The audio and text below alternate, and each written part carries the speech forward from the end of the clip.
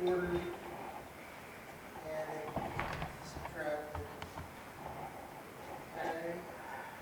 Then go ahead and approve the agenda. We are short of quorum, so we can do those things that do not require an official vote.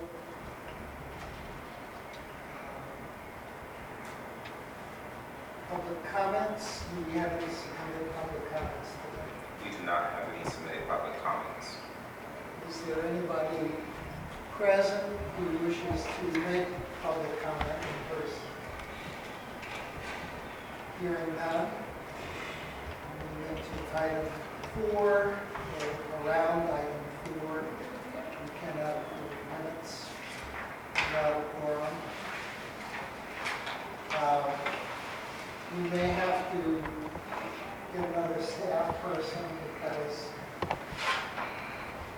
the other minutes are getting really weighty that I don't want anybody to do physical harm to him or herself. Carry them to the next meeting. Okay, so number 5, HRPDC, HRTPO summary report. Liaisons with Common. Awesome, thank you, Mark. So, as Mark alluded to, we do have some minutes that are built up here in the packet, but if you turn to the page in your agenda packet that looks like this, it is the PDC and TPO summary report. I just want to point out a couple of items of interest that I want to make sure that you're aware of. So there are 2 public notices that are out that actually end today for the TPO.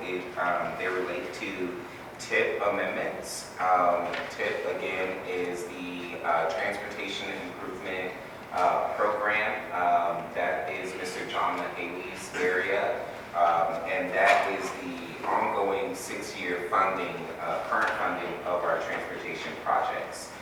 So any of those projects that are currently being funded with the next span may have amendments on them. That is a routine part of the TIP, are updating those projects and providing amendments. So please feel free to check those out. They are on our website under the public notice.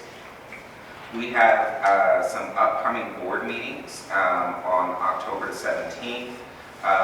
There will be some items that will be touched on, include the LRTP, the Long Range Transportation Plan, with a summary of input on regional needs. That's really important because remember that's the 25-year point. That's the 25-year outlook on transportation planning in our region. Also, as I mentioned, again, the public engagement plan for the HRPDC and the HRTPO is up again for being redone and re-adoption. So there will be a 45-day public comment period on that. The public engagement plan provides our organization with guidance on how to best engage with our communities, make sure that we're getting information out to them and getting that information from them or input from them and including that into our planning processes. So it's a really important document. Please take a look at it. It's going out for public comment on October 17th. I'll make sure to also send a copy to you all. There is going to be a recap from our young professionals who met with us in July.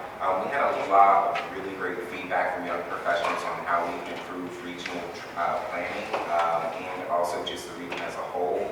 Our young professionals, we've had a lot of out-migration moving into some of our neighboring regions, and the question has become like, how do we maintain that talent and that group of people here in our region and make it better.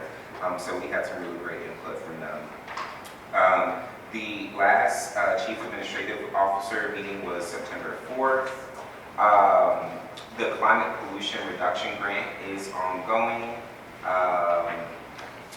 The IDEA Committee, which is the internal DEI committee, is working on an organizational climate survey, which will inform the strategic plan for diversity, equity, inclusion, and access for the organization.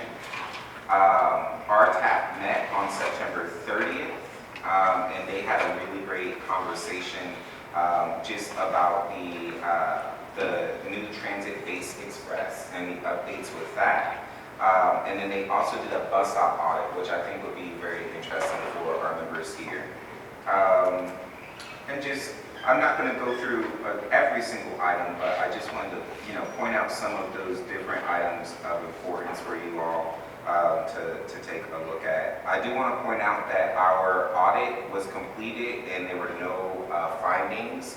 That's a good thing. That means that, again, our wonderful CFO, Ms. Sheila Wilson, got us another stellar audit, and that is really amazing when you consider that she's the CFO for the HRPDC, the HRTPO, Harumfa, Southside Network Authority, and HRTAC. So she wears a lot of different hats. Unfortunately, we are losing Miss Wilson here in the near future. She is retiring. And while I'm sad, she's walking around with a countdown on her phone. So if you run into her, she can tell you exactly how many hours she has done. But we love Miss Sheila Wilson, and I'm just so thankful for her years of dedication and service, not only to us, but to the region. She was actually with HRT before she came over to us, so she has a long history of dedication to our region. So if you see her at our upcoming board meeting, please be sure to say hello and express your gratitude to her. We have a lot of new staff, actually. To Tran, Vikas Chilhar, Emma Corbett, Colette Ricks, Tammy Summer. Oh, and sorry, I realized that there's a typo there. I did not include, we also have Jeff D. Scalia, who is our new grants manager, and my apologies there for that typo. Any questions about our public summary report?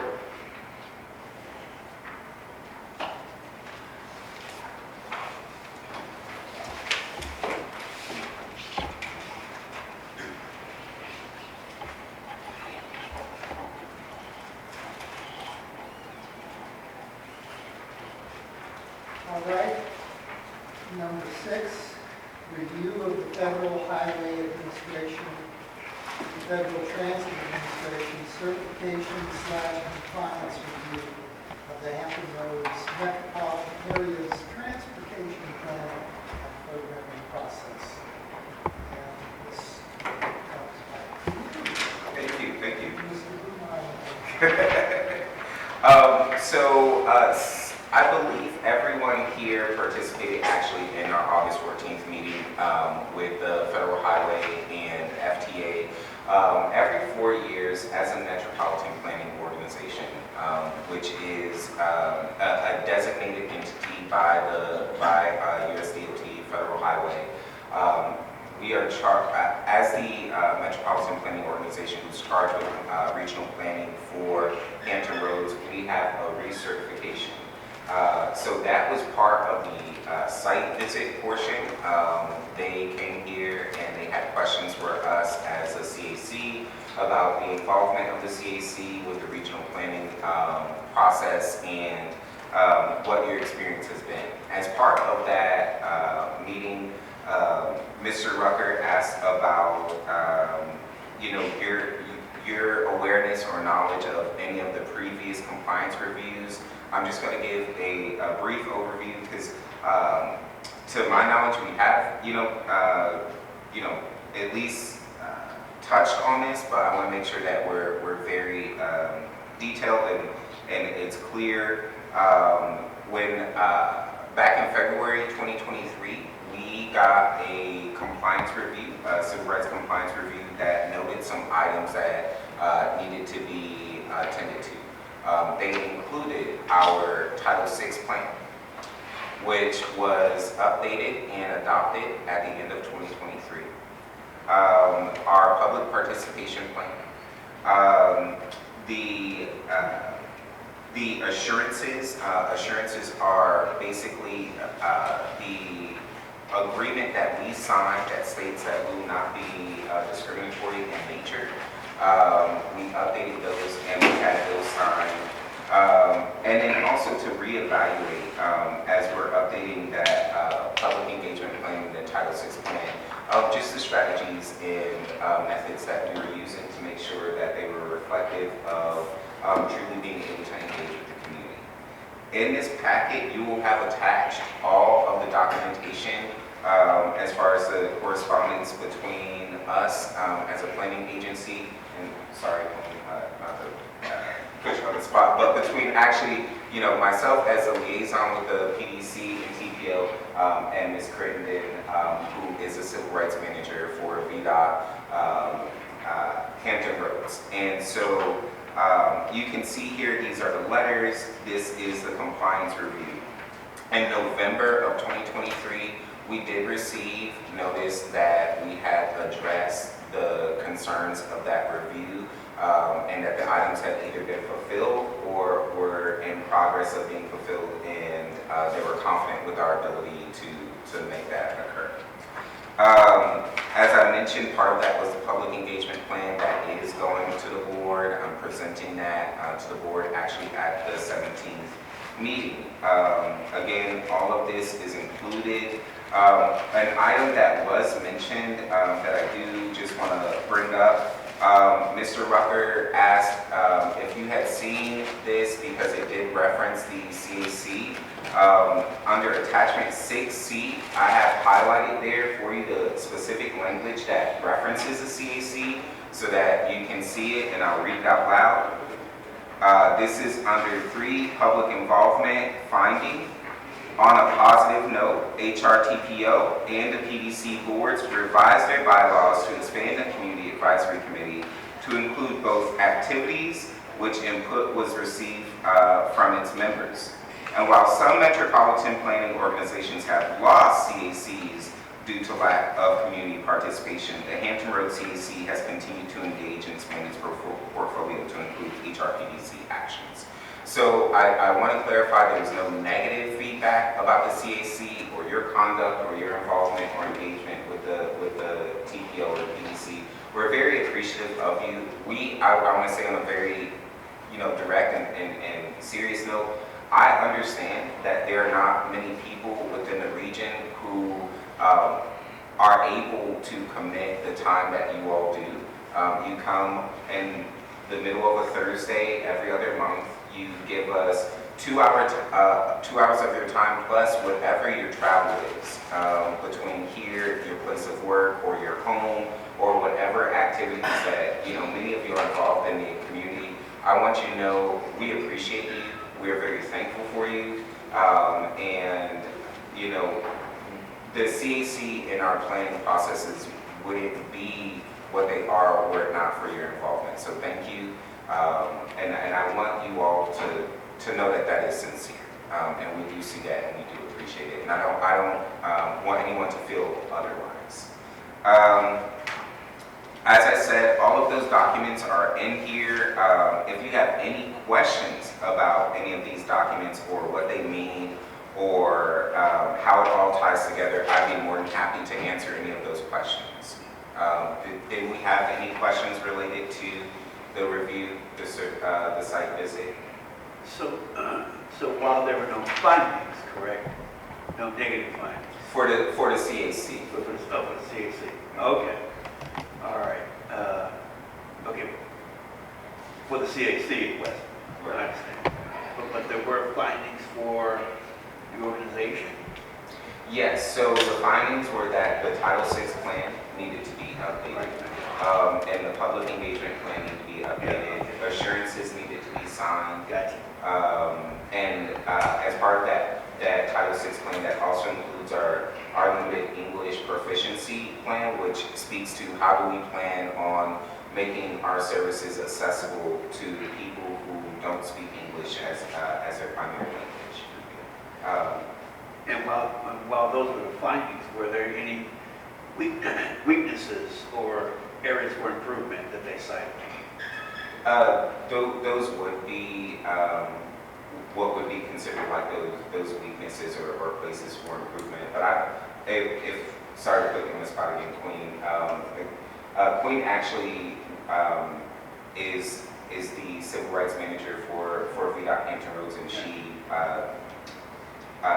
did the review for us. I don't want to speak out of turn or place, but would you say that's correct? Yeah, in our review, we didn't find any findings, and kind of like the language in the report, I think it highlights, the work for TPO and PDC, in terms of maintaining and continuing engagement. I wanted to even add, from the standpoint, we have the ability to look at, the programs across the state as well. And from a CAC standpoint, it does look like, in terms of the TPO, the work that you all are doing, is surpassing those even across the state. I will say that everything, there's always an opportunity for improvement, but our position was looking at our requirements, that it did meet the test. And I think at this point, with Clint's leadership and Bob's leadership, it provides a great opportunity for us to collectively do more, and I think you all recognize that. But there were no adverse findings that we thought needed to happen. We just say we need to continue to move forward and continue. Because even, I wanted to add, when you were talking about the certification review, because I also sat in that meeting, and some of the comments with regard to CAC, was a little bit strange, but to me, it gives us a great opportunity to engage even more and to solidify what the role of each member is, in terms of communicating with their community. What should they be sharing with the community to bring that to CAC, so that it is a very viable, group, engaging group in that manner. So I think, this is just a way to make sure that we're guided in the right direction, but recognizing that there is still much more to do in sharing information with our constituents, and bringing that information back to the table for feedback to the board. And I know something that I guess the quote unquote elephant in the room, right? As far as one of the areas that we've been talking about improving is just expansion of membership and consistency, right? So that's something that we've been talking about, just attracting more members to the CAC. How do we make it more accessible for people? Is the time that we're meeting really the time that is accessible for most people? And having those questions and dialogues to see how can we be more engaging and effective as a CAC, and what is it that people expect out of a CAC, what is it that they want out of a CAC, and how do we also ensure that you understand and know and can see where your input is going. Something that I heard during the review was that some of our members felt as though they're getting the information after the decisions have already been planned or have already been made. And while I understand where those sentiments have come from, something that I think I can do a better job of communicating with you all on and letting you know is when something is being presented to you, whether or not this is something that the board has approved. Because most of the time when a CAC actually is receiving a presentation, it's an item that the board hasn't received a presentation on yet. It's something that the principals are coming to you all for input.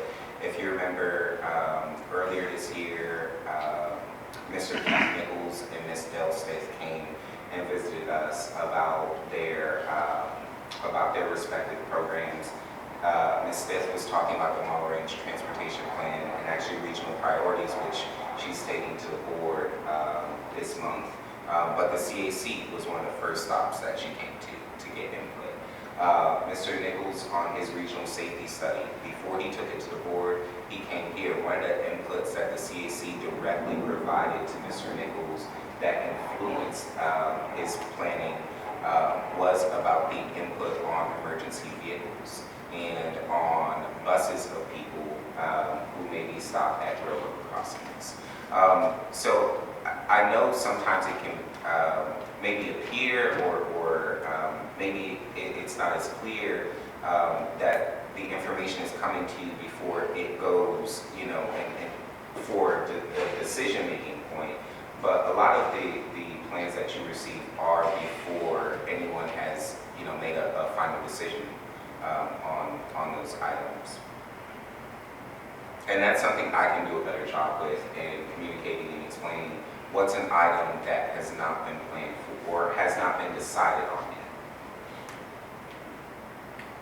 So with that being said, the CAC is actually, we call them, sometimes we say best practices, but, I like promising practice, and that's been in place for a long time, and you've been consistent, right, in having this committee. Now, one of the things that we recognize that could be improved was, like you mentioned, the public engagement piece. So you have a plan. So that goes back from the standpoint that you're presenting this is still in kind of draft mode.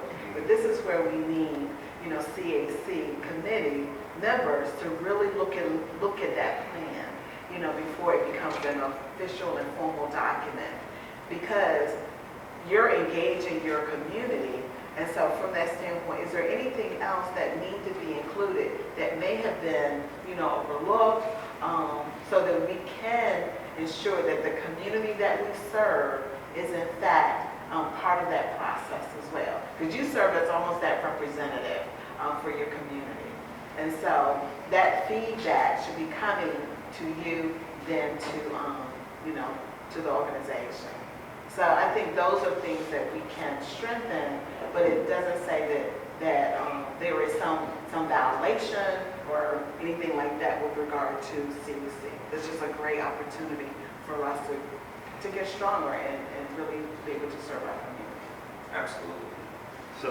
So the auditor's tone, and content, and approach was just him being him doing his thing, that sort of thing. Well, when you look at it from the standpoint for the highway, outside of tone, it provides that opportunity for us to think about these things, right? And then how should we be truly, honestly engaging our community? It's important for us to come and show up at the meeting, but it's also equally important for us to come and provide some feedback, some deliverables, for the board to be able to act on. I like to meet, we all like to get together and have lunch, but from the mere fact, are we providing real strong impact, to move our program to the extent that the board, expects and anticipates from this committee? Because our citizens is looking at CAC, right? Because that's where we should be engaging. And I use the word we as well, because I'm part of that, from a collective standpoint. So you were in the meeting, so it was there was tone. That's the elephant in the room as well. There was tone in that conversation, but pulling back that I won't say onion, but the orange. You look at the sweet spot, and the sweet spot is there's an opportunity there, and that opportunity is how can we all do better, bringing information, reviewing the information that's being presented, and providing sound feedback. Go ahead. Oh, sorry. I was just going to say, and Gary, and this goes for everyone here, and just the CAC as a body, you do have the ability to provide feedback directly to the board. I want you to have the power to do that. Mark sits as our chair on the board, and he provides a report out to our board members about the happenings of the CAC. So if there's anything that you want communicated, we have that channel available as well. And then you, as a body as well, if you want to get together and provide a written comment or something like that about a plan, or if you want to meet, if a plan, you're like, I need to know more about this. Could we get Dale or Keith or whoever back here so that we can talk more about this? We can make that happen. Absolutely.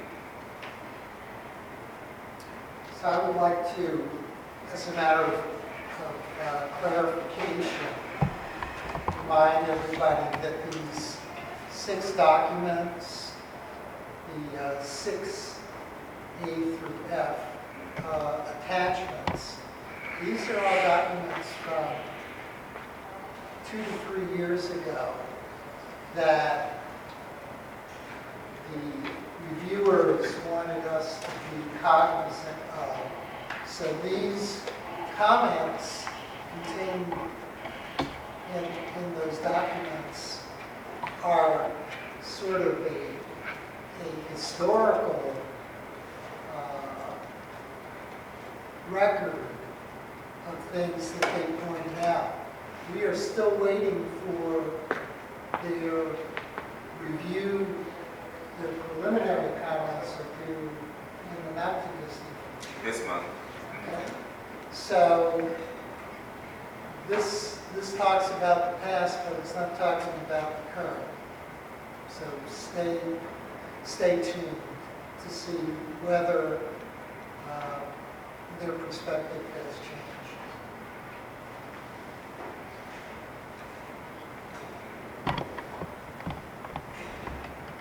Any other questions or feedback or items of discussion for the certification? Just observation.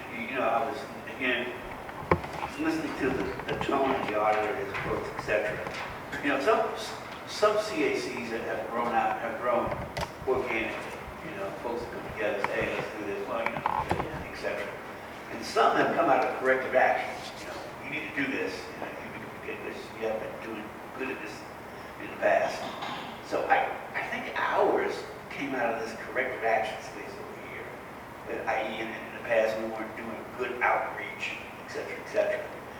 So we started with the transportation group, and then we morphed to the CAC, but still it came out of this corrective action space as opposed to this organic space. So I felt as though the auditor was just trying to make sure that this corrective action here, was bona fide. It was doing its thing. It was fixing this problem back here. And so that's what I was hearing. But I could be wrong. So in contrast to window dressing, right? I'm sorry. In contrast to window dressing, Right. Yeah. the parent bodies didn't just stand up the CAC Right. to relieve the pressure. We were established as a functioning body with a real mandate. Right. And they were trying to verify whether or not that real mandate was being carried out. And let me say too, VDOT, as the primary recipient through Federal Highway, and you're all a primary and sub-recipient. And in that process, that is our role in terms of Federal Highway as well as VDOT, to just ensure that those requirements are being met. And when those requirements are met, it also is being affected, and the community feels that as well. Right. So it really does become beyond just the window dressing. It is a real and a very vibrant and necessary, activity.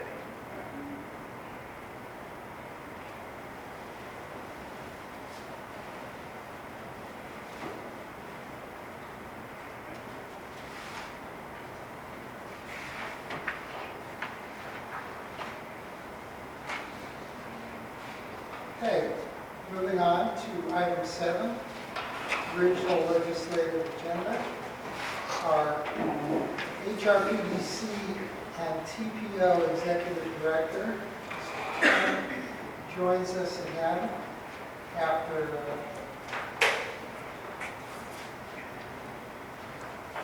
after a period in which he served as our liaison, and then when Mr. McLaren joined the organization, Mr. Crum just faded into the background and let us go on. So it's nice to have you back with us, sir. Thank you, Mr. Chairman. Boy, this seems like a long way from you, so I'm going to be advancing slides but walking up so we can have a good conversation today. So, Mr. Chairman and CAC members, thank you for the chance to be with you today to talk about our regional legislative agenda for the Hampton Roads Planning District Commission and Hampton Roads Transportation Organization. It's hard to believe. It seems like we just wrapped up the last General Assembly session, and here we sit. It's October, and you know, the race is on. Budget amendments, bill language, all being prepared. People racing to get legislators, who's going to sponsor bills, who's going to advance ideas. All that is beginning to happen and is going to be a sprint between now and the January start of the 2025 General Assembly session. I want to stress what Quan mentioned. This is an item I'm presenting to you. We do this every year. This item has not been approved by either of our boards yet.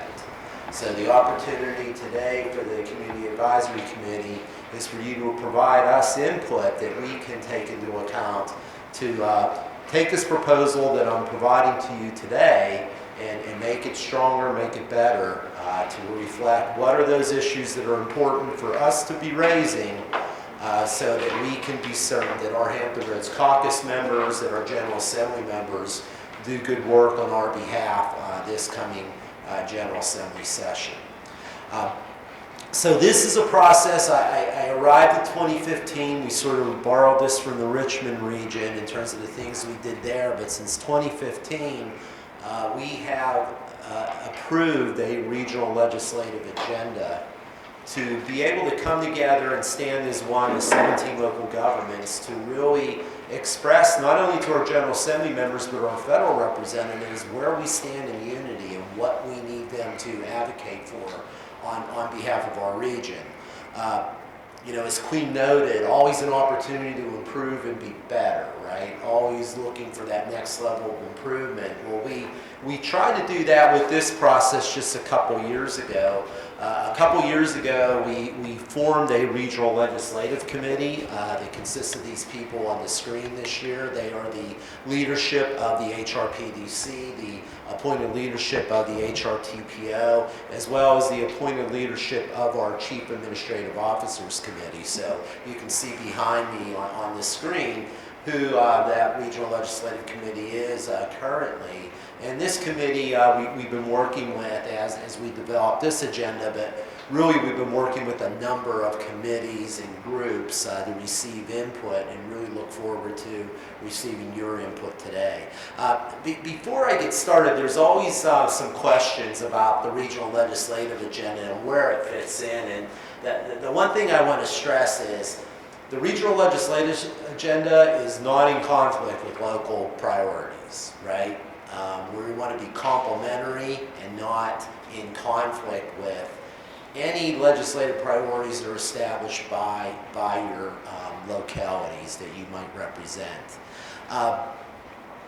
To be on a regional legislative agenda, I always say this, it must be unanimous. You can't have 11 people thinking something's a good idea and 6 not sure. Because if you do that and you go up into the halls of the General Assembly, as I think you know, General Assembly members, they're looking at 800 bills a year.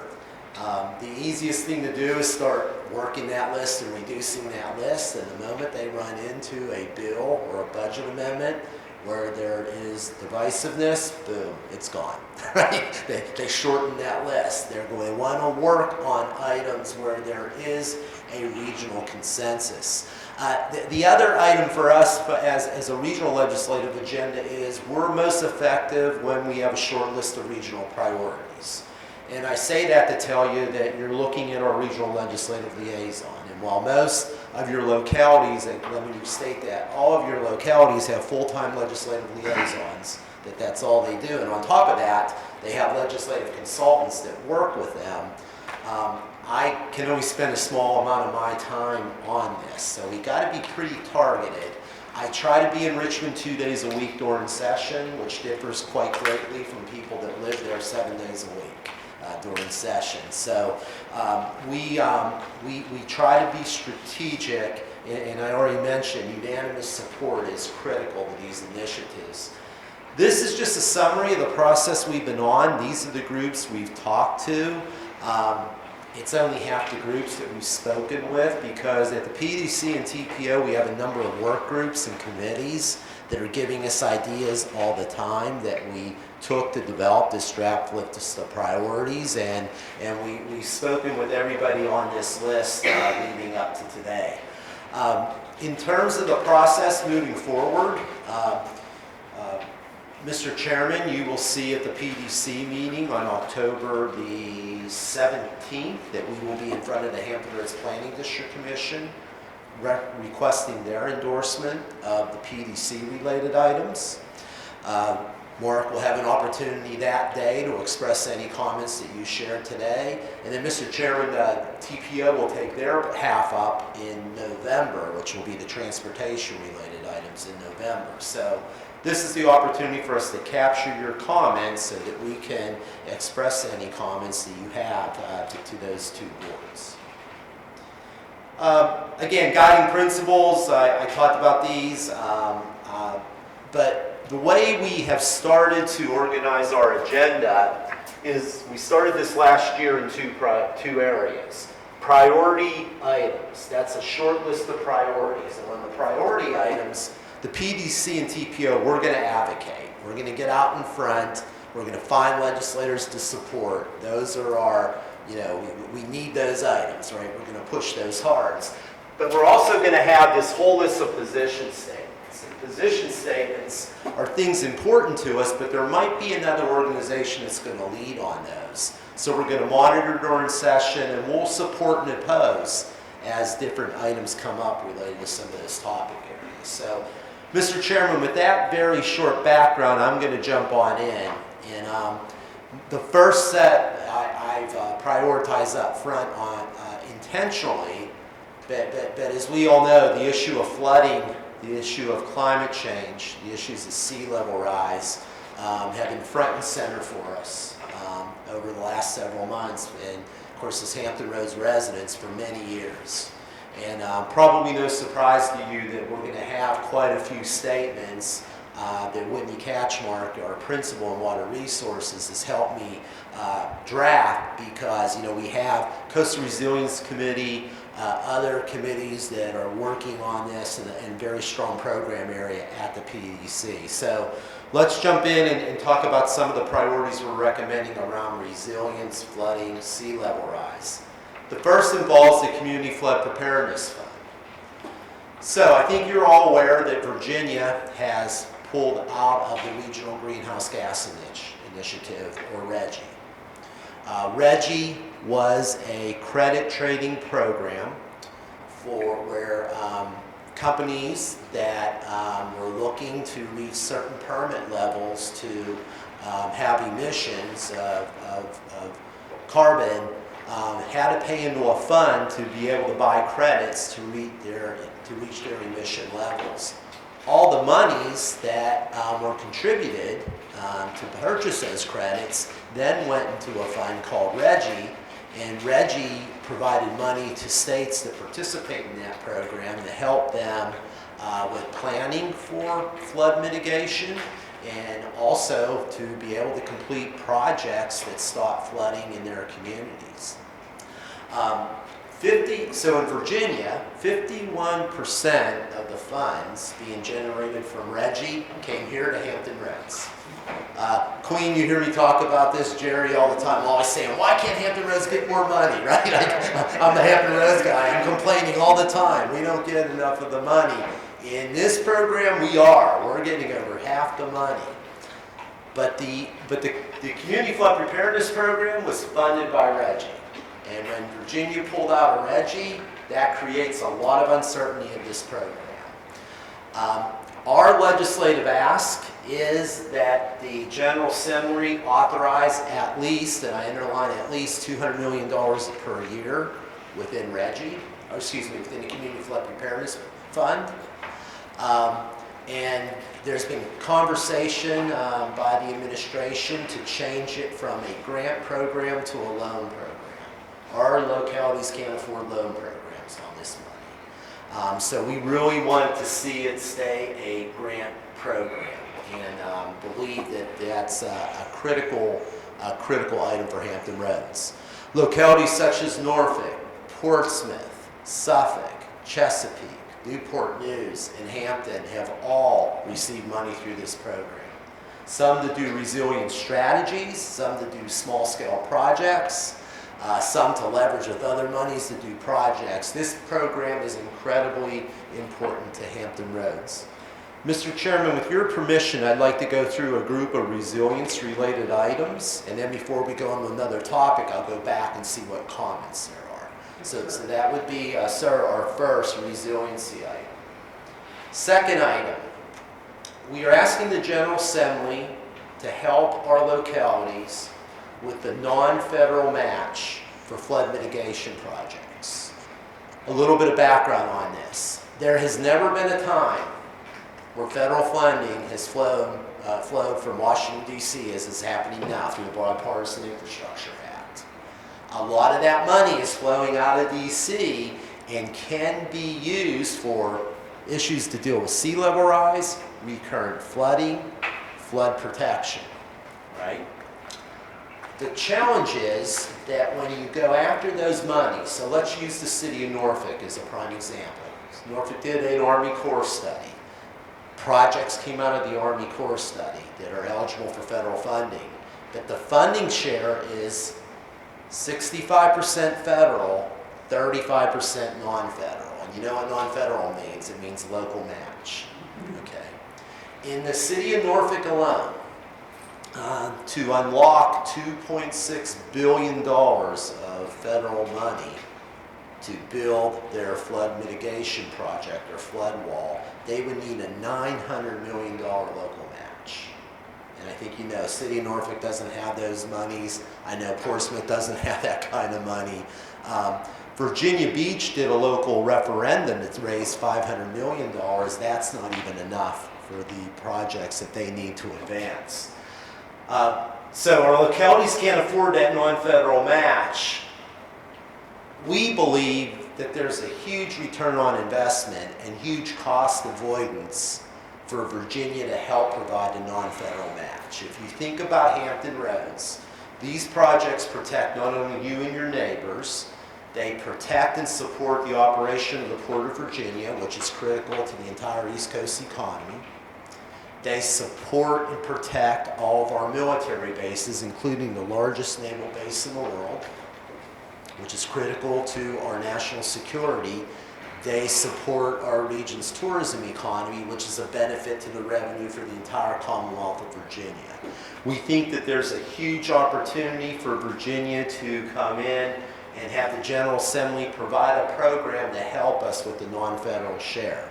What might that look like? It might look like a split in the non-federal share. So if the Fed's going to provide 65%, and 35% is required as the non-federal match, perhaps the local government's in at 50% and the Commonwealth's in at 50%. And I showed you up there just what that math looks like for the city of Norfolk.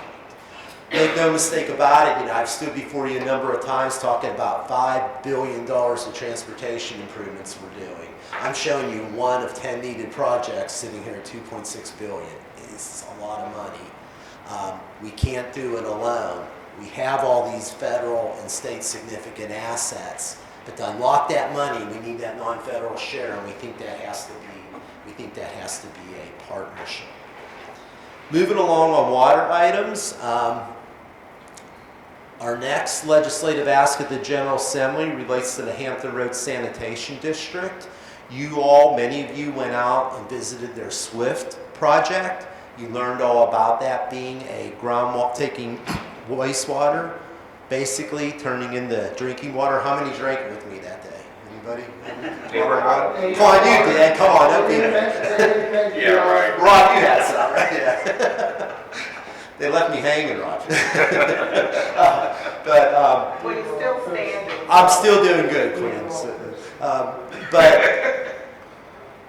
But by re-injecting that high-quality water back into the aquifer, you not only deal with Chesapeake Bay quality requirements, but you slow land subsidence.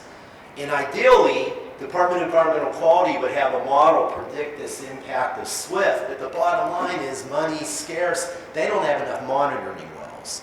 We would like to ask the General Assembly to allocate money in this General Assembly session. We think we need about $6 to $10 million over a 5-year period to set up a network of monitoring wells around that SWIFT area.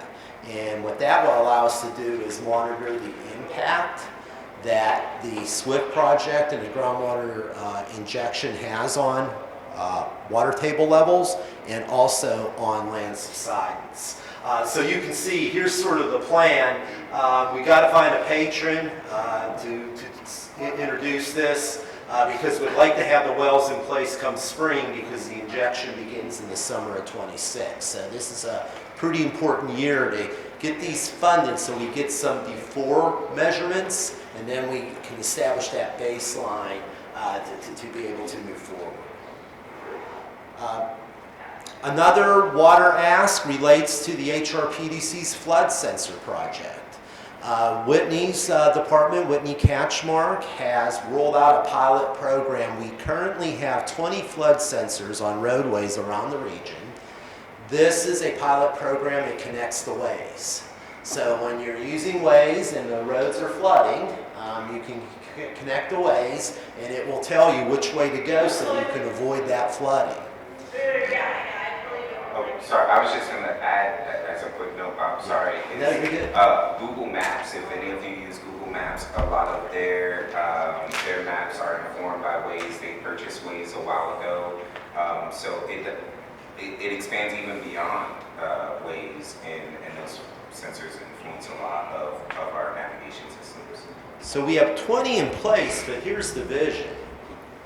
We would like this sensor network to cover the entire region.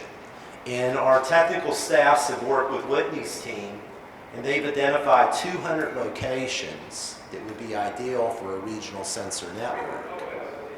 The challenge we have is we can get federal money to pay for the sensors. What we don't have is maintenance money. And not only do you need maintenance money, you need to have a whole closet of spares too, or a whole garage of spares, right? So we're asking for the state to help us with some funding that we think we can get the federal money to install these sensors, but we're asking the state to help us with funding so that we can maintain, and it looks like $3 million will do that over a 5-year period. And then the final item, and then Mr. Chairman, I'll go back and maybe we can take all the water items at once, deals with the issue of flood disclosure. Okay. So why is this important? So this is what the current state statute, how it reads. And you have to love sometimes how state statutes read, right? But let's look at what it says. When you're buying a property, the seller must disclose that they have actual knowledge that the dwelling unit is a repetitive loss structure.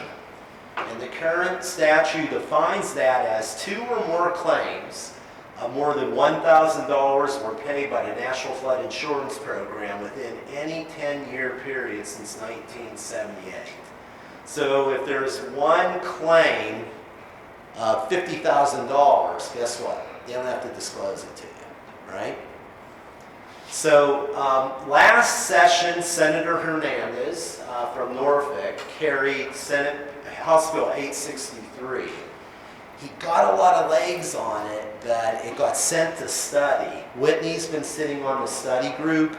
They've come up with some parameters of a new bill that a new bill should suggest. We fully expect Delegate Hernandez to resubmit the bill this year.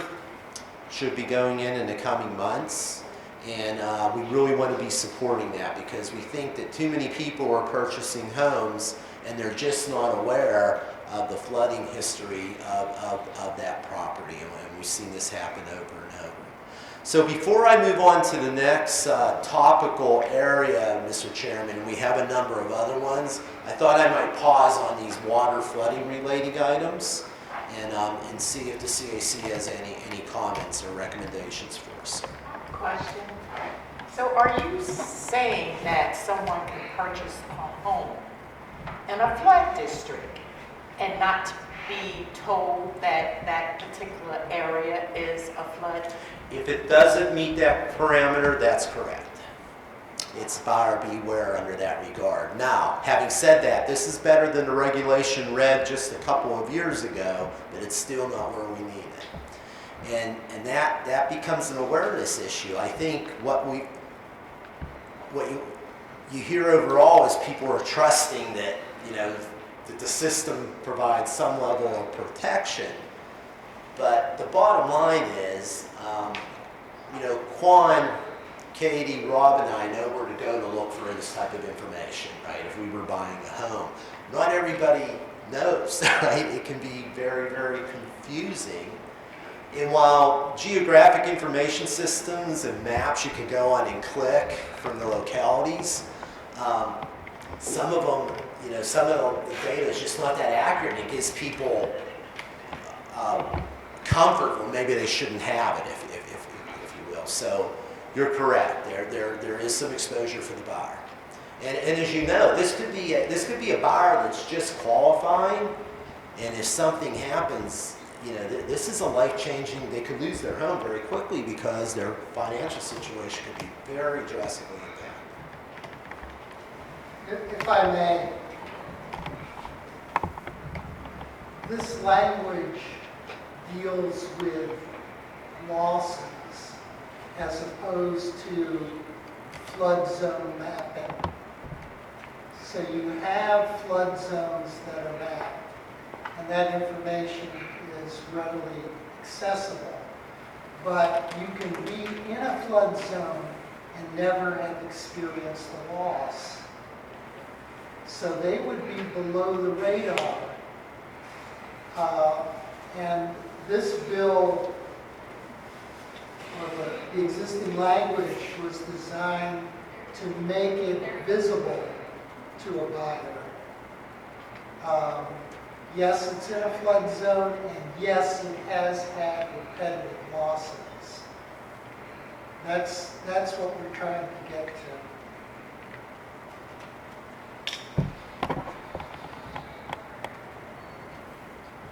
Any other comments or questions on either the flood disclosure, the flood sensors, the monitoring wells? We talked about non-federal match to get access and unlock the federal funding for these large-scale projects, and we also talked about the community flood preparedness fund. I just want to be certain there's no other comments before we move on. I guess with the first one there, I think the community flood, and also this can overlap into the other one as well. We're leading with the word community there, and ending with the word fun, and those two things, those two words are separated by two others.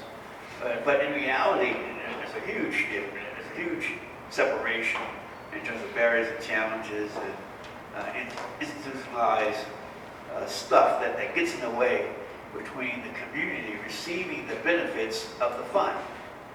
So when I read this, I understand Richard, and I understand what the fund is trying to do.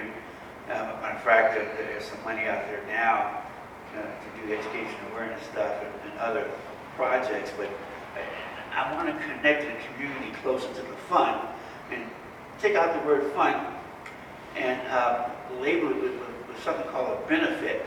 In other words, how do we ensure that communities actually, and again, that this money flows down to the communities that need it most, which are impacted and such, through some sort of community benefits plan or a community benefits framework or agreement. Because right now, the monies are applied for by cities, And we rely on our good old planning departments, you know, to do their thing and, you know, make sure that they're focusing on the monies and the projects where they should be. But again, the community, leading with the community, is really not involved in that process. And so how do we get those benefits directly into the hands of the community members such that they can take action, you know, and they can be a part of this process? Because right now, they're really not. So, Mr. Harris, to your point, and it's a great point, the eligible applicants are going to be your localities, right? My opinion, I think, and you've heard Quan talk to community about the Climate Pollution Reduction Grant Program. I see that program and that community engagement piece as the bridge to this and other funding programs and opportunities. And that's why with Quan's leadership, and she's working with Whitney on this, we are just committed that community engagement has got to look different, to your point, right? And Quan, you know that I know you're thinking about different techniques, and the good news is we have a grant, we have monies to do some different things, and Gary, to your point, I think we got to use programs like that to get more of the grassroots involved. And then in terms of how you define benefit, right? So sometimes just that whole benefit ROI analysis is not the right one to be using, because sometimes to solve this problem, it costs a lot of money in a specific area. And how you bring that lens of environmental justice and inclusiveness and disadvantaged communities into that whole equation and get that quantified, I think is important. So, Mark, that would be a great comment to take forward, I think, to our PDC. Yes, sir. In regard to the, and did anybody else want to put forth a comment? I don't want to Go ahead. dominate this part of the conversation, but I have strong feelings about that non-federal match where it's being proposed as a 50-50. I would offer a substitute to that. We have a composite index in the Commonwealth of Virginia, which is intended to look at the capacity of each locality to fund a variety of programs. I would suggest that the composite index be built into what the state and local contributions to the non-federal match are. So some locality with a higher composite index, which is to say lower capacity, would not be doing a 50-50 match with the state. And Mark, I was smiling a bit because Ms. Bunning from Hampton, the Chief Administrative Officer, pointed that out and said that, you know, on the peninsula, you have smaller localities that even splitting the non-federal match will not be feasible for them. So, yes, thank you for that. Bob, just as a point of, just as a point of context, SWIFT was mentioned as one of the items up here, and we talk about relative sea level rise. I just want to make sure everyone understands what we're referring to when we talk about that. The aquifer, the Potomac aquifer that's beneath much of Hampton Roads has been depleted over time. And so what's happening now is because we don't have the pressure of that water underneath us, our land is sinking at the same time that our water is rising. So what SWIFT is trying to do is they're actually trying to inject water that is of the same chemical profile as we learned at the SWIFT facility to try to prevent that. And they have seen some promising results using their, I want to say hexameters is the appropriate term. And those measure how much land is sinking or not. So just in case anybody was not clear on that, I just want to make sure to provide that clarification. And that's going to expand the SWIFT project, is that what? Yeah, so this would fund that project so that they can do what they need to do as far as like actually getting that water down into our Potomac aquifer. If we wait for the natural way for the water to get to the aquifer, you're talking about thousands of years. It's basically like it won't happen in any of our lifetimes or our children's lifetimes. And by then, I mean, reports have been coming out, and I don't want to speak on behalf of our Chief Resiliency Officer, Mr.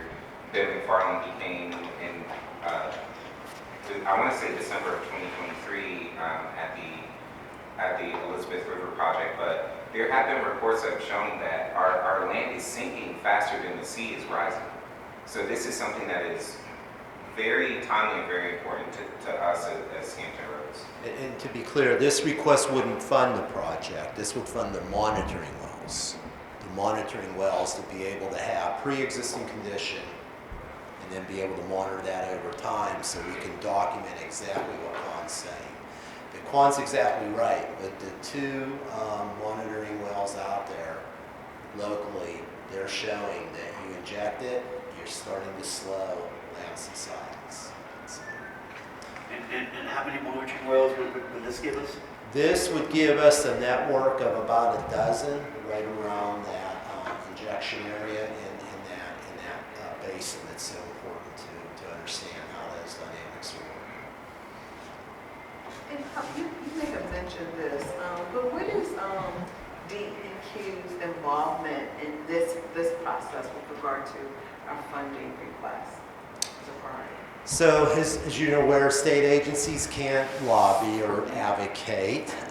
So DEQ is a very important partner.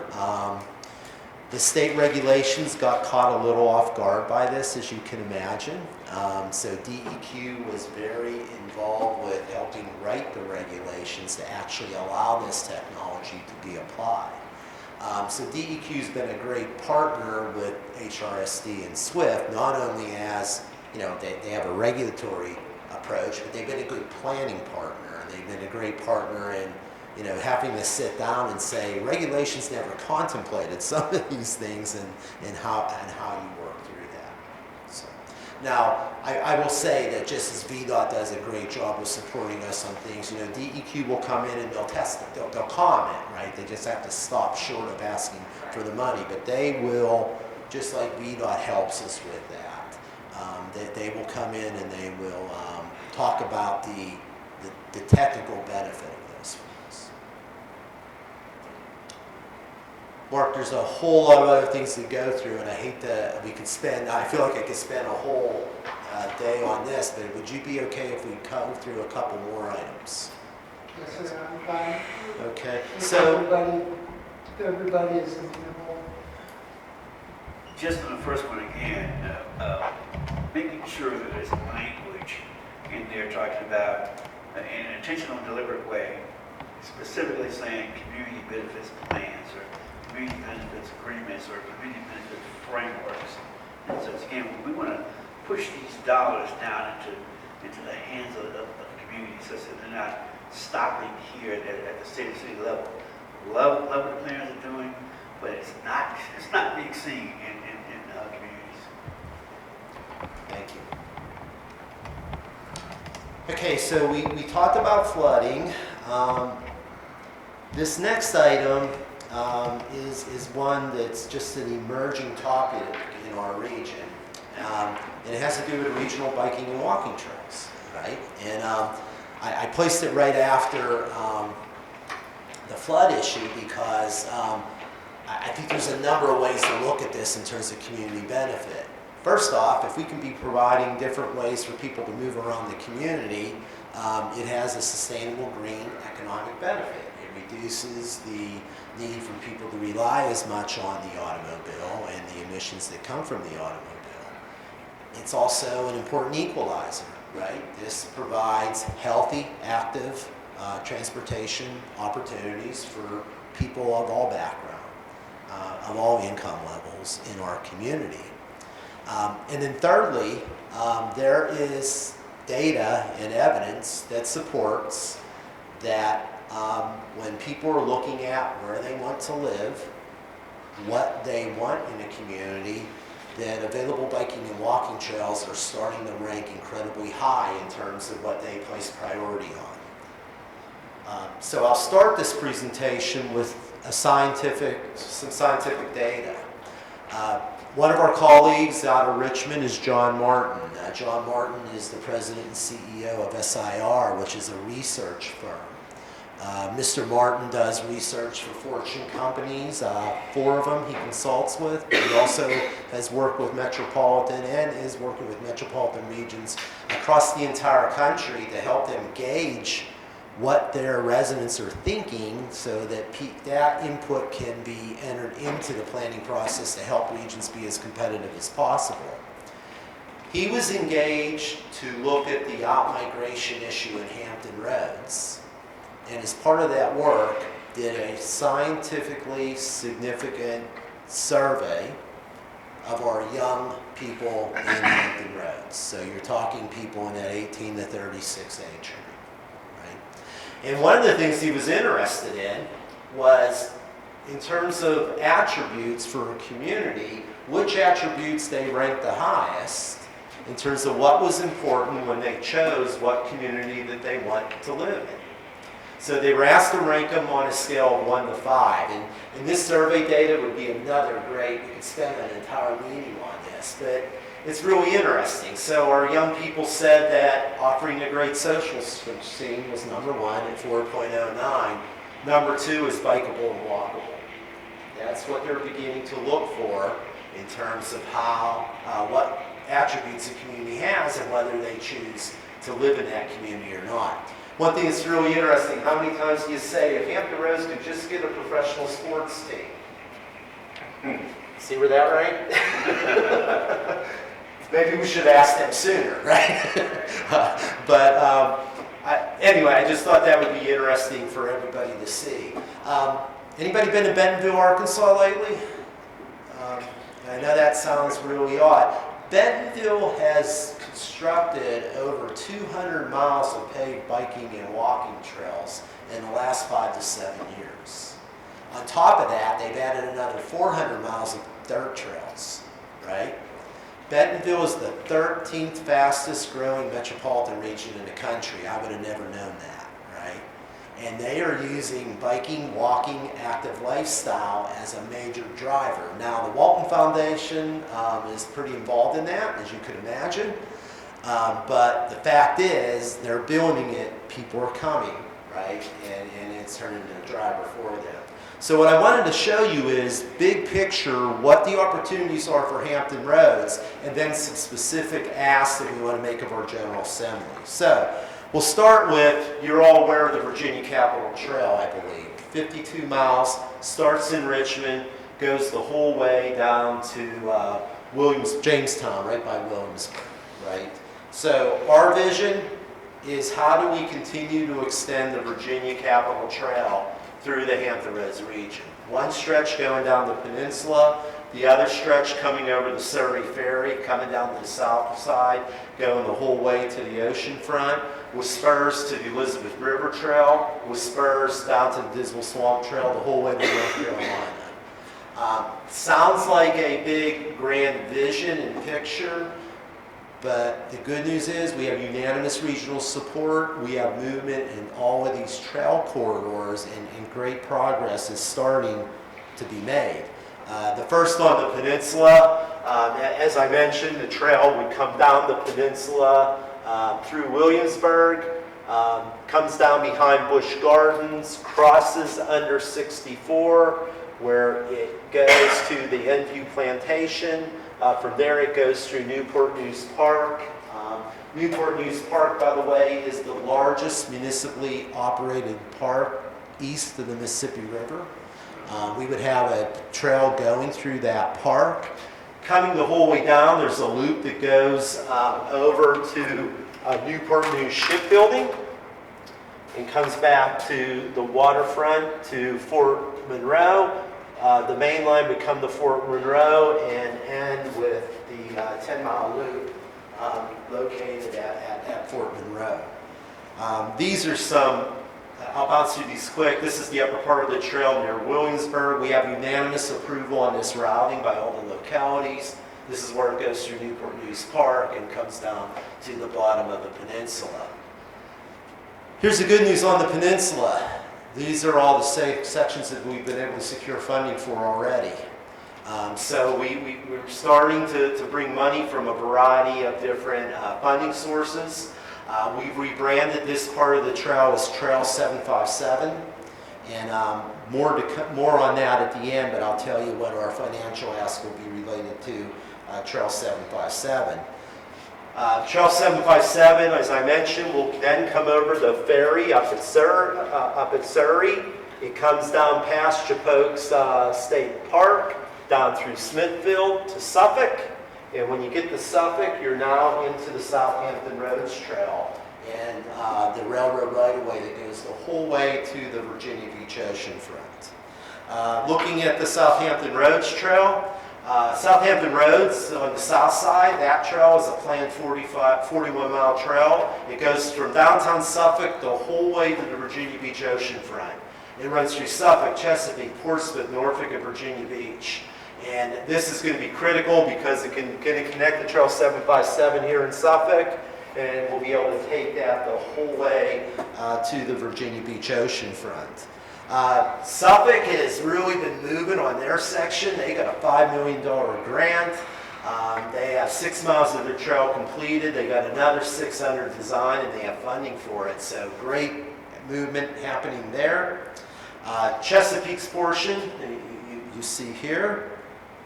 Here is the Portsmouth part of the trail, which is exciting. And then, of course, it all connects into the 10.5-mile Elizabeth River Trail. The Elizabeth River Trail, of course, is an urban trail. Starts up by Old Dominion University and comes the whole way down, moving eastward from Harbor Park, goes down along the beautiful Elizabeth River and Town Point Park. Plans are underway, though, to look at how we get some money to extend it east because we want to connect it into that Virginia Beach Trail to have the completed network. The Virginia Beach Trail had a huge funding announcement, federal funding announcement by Senator Warner and Senator Kane. That fully funds at about $20 million the extension of the trail in the railroad right-of-way from the Newtown Road Light Rail Station the whole way to Virginia Beach Town Center. And the cool part about the project is it will be a pedestrian walkway over Independence. I don't know about you, but I'm not running across Independence across all those lanes of traffic. This will take you up and over, and pedestrians and bikers will go right into Town Center. So really nothing to stop us from going the whole way to the oceanfront. This is a concept that Norfolk and Virginia Beach have then, is you come from the oceanfront up Shore Drive and you reconnect back to Hampton Boulevard with a loop trail. And then the Dismal Swamp Trail. Has anybody been down along Route 17?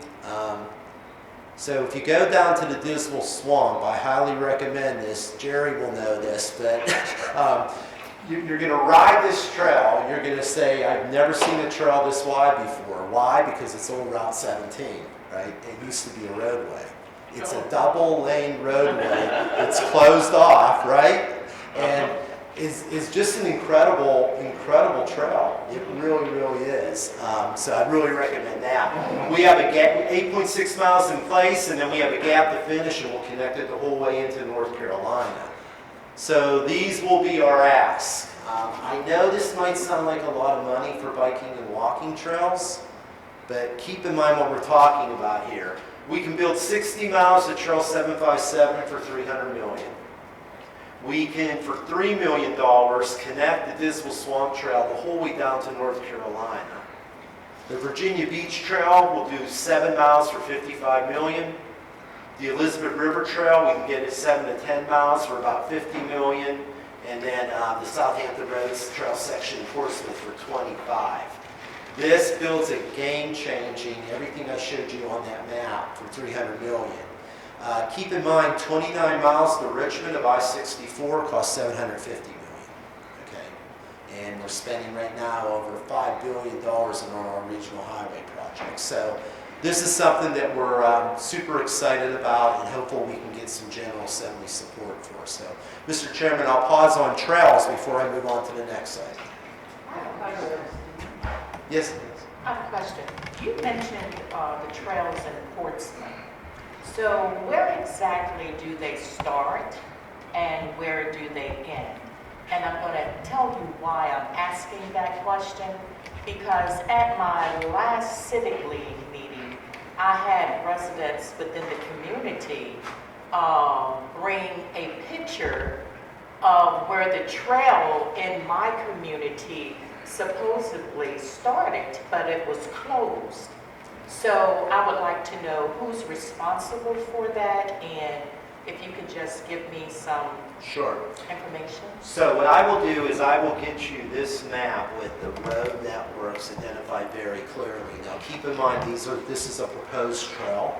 So what we're talking about, most of it will not be in existence yet. But the city, the ownership and maintenance after is built will be with the city.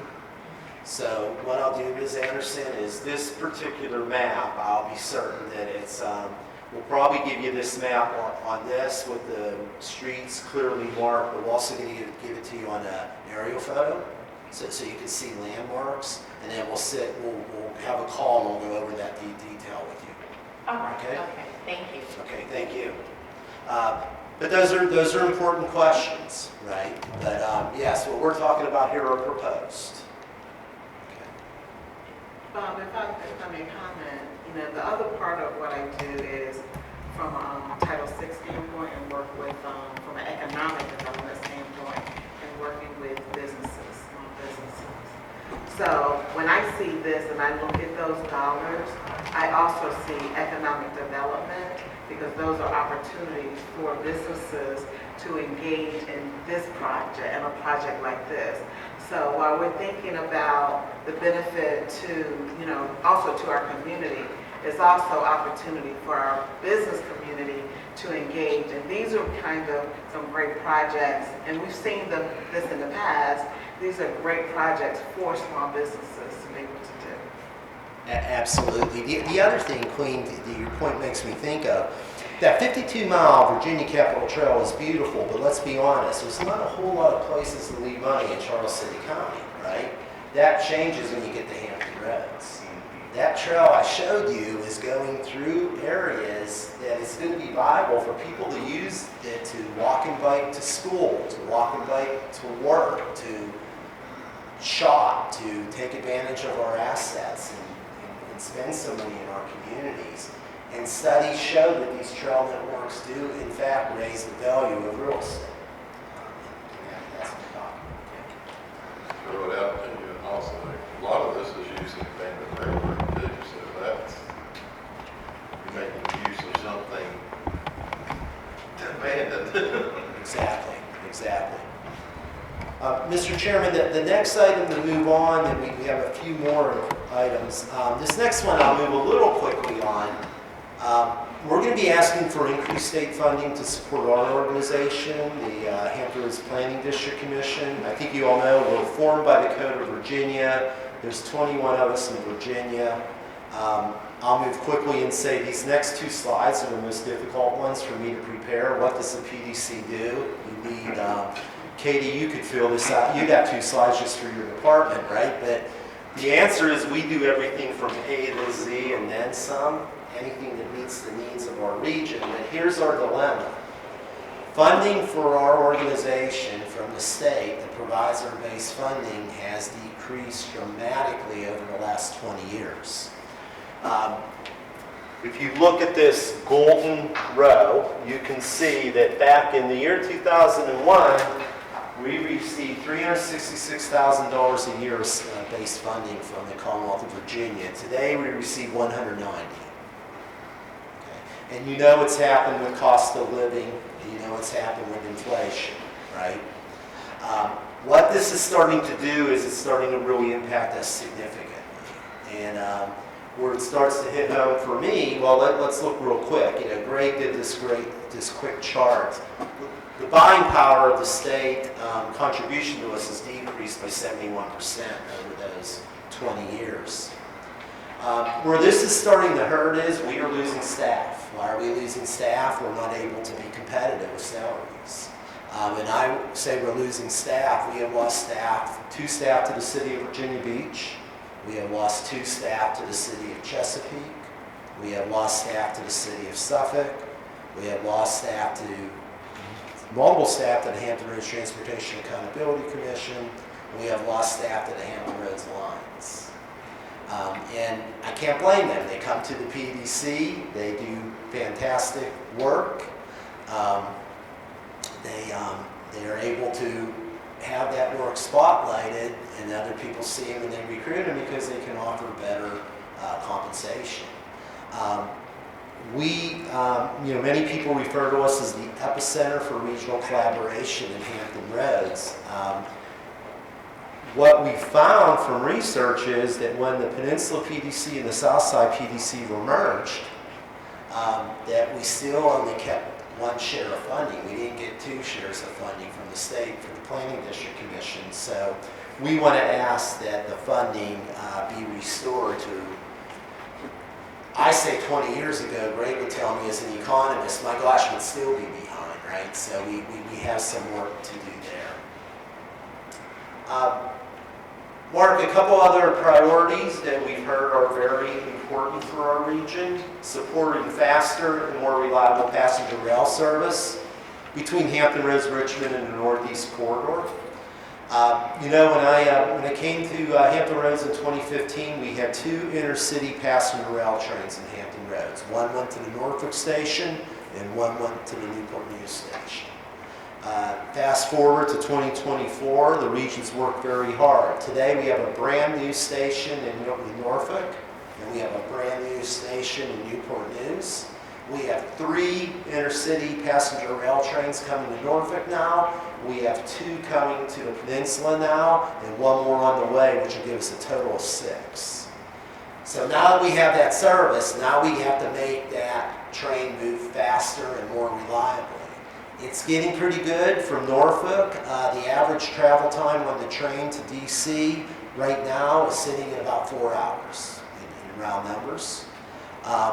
When you get to Northern Virginia and you cross the Potomac River, there's a bridge up there called the Long Bridge. It's a huge bottleneck because the train has to slow down and creep as you make your way into DC.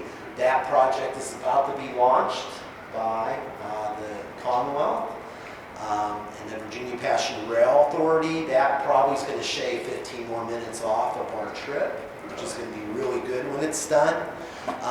But we have some congestion. The big congestion points for us are between Norfolk and Suffolk, and from Newport News as you approach Richmond, right? Because you got to go across the bridge there. But we want to continue to advocate for spot improvements to make that service more reliable. Mark, I'll go through all 3 of these and then pause for comments. Also on our priority agenda this year, we're recommending that we continue to advocate for funding for the Hampton Roads Street transit providers, HRT, Suffolk, and WADA. The Commonwealth of Virginia is heading for a funding cliff for public transit. The first evidence of that was last General Assembly session when WMATA, the Northern Virginia net system, was at a serious funding deficit, and it took a lot of hard decisions to get some funding to them last session. But all the transit agencies are projecting that we're 2 years out from a very serious funding situation in transit. And we need to be certain that we position the Hampton Roads transit systems for adequate funding. And then also continuing to mitigate the toll impacts at the downtown and midtown tunnel. We've worked very hard at this. We've now instituted, with the help of Senator Lucas, 2 separate toll relief programs that have been implemented, fully backed by our mayors through our Elizabeth River Tunnel Toll Relief Committee. But we want to do more, and I think that keeping that as a priority is going to be important for us moving forward. So Mark, before I go on to others, why don't I pause there and see if there's any comments? My apologies for the length of this. I know there's so much to cover here. Okay, a couple of other priorities, but then I do want to save time for one that I know is coming, and I want to be certain we have a chance to talk about it. Our city managers and county administrators remind us that building new roads is great, but don't forget we have to maintain what we have, right? So they've asked us to include on here as a priority, adequate funding for transportation network maintenance and repair, housing, particularly affordable housing, available, expanding our housing stock will be a priority, as well as rejecting unfunded mandates from the Commonwealth. Keep supporting our efforts to make Hampton Roads the hub for the emerging offshore wind industry. I think you're all aware that we hosted in our building Governor Youngkin and representatives from LS Greenlink. This will be the largest cable manufacturing facility in the world to support the offshore wind industry. Hampton Roads, 350 jobs, and we believe more are coming. Why? Because our harbor has no vertical obstructions. We can move large components out to sea. We can do it from the middle and mid-Atlantic region very quickly. And we have the workforce that's used to building big things like big ships. So we think this is our opportunity. Financial support for shovel-ready economic development sites is also a priority that everybody continues to support. But the one, Mark, that I wanted to be certain we save a little bit of time on is the primary and secondary road fund. And if I may, I'd like to just give a little bit of background on this because I think this is an important one to weigh in on. Now, this won't be on the PDC agenda in October, but it will be on the TPO agenda in November. That's when the TPO will talk about regional transportation priorities. So that gives you a little bit of time to think this through and get your input to Mark. So the concept of the primary and secondary road fund, you're all aware that we built I-64 Peninsula widening, we're building HRBT widening, we've already built 264-64 interchange, high-rise bridge and 64 South Side, and we're funding an entire express lanes network with our own tax money. In Hampton Roads, there is an extra sales and use tax, which is 0.7 cents, and an extra gas tax, which is an extra 2.6%. And that money collectively generates about $240 million a year, and that's what's being used to finance and pay for all these projects. And even though we're about done building them, we're going to be paying for decades, right? It's like a mortgage, right, that you're paying on it.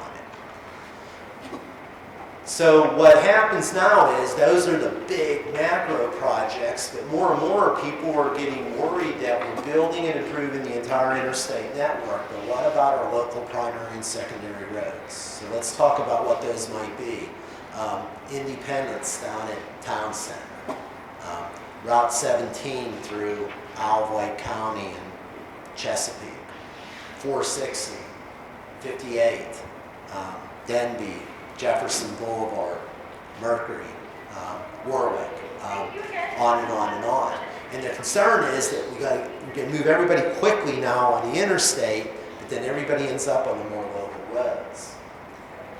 So the sales and use tax at 0.7 cents generates about $180 to $185 million a year at 0.7 cents. Some are suggesting that we think about increasing the sales and use tax from 0.7 cents to a full penny. That would generate about $80 million more a year that you could bond and finance and use it to build improvements on the primary and secondary roads, like some of which I mentioned, and there's a number of others. So I think there's two sides to this argument. There are some that say that if we don't do this, we're simply moving the congestion from the interstates to the local roads. There are some that say that, everybody contributed to these big projects, and, a lot of our localities didn't have projects in their localities, and it's time for them to share in the benefit of those monies.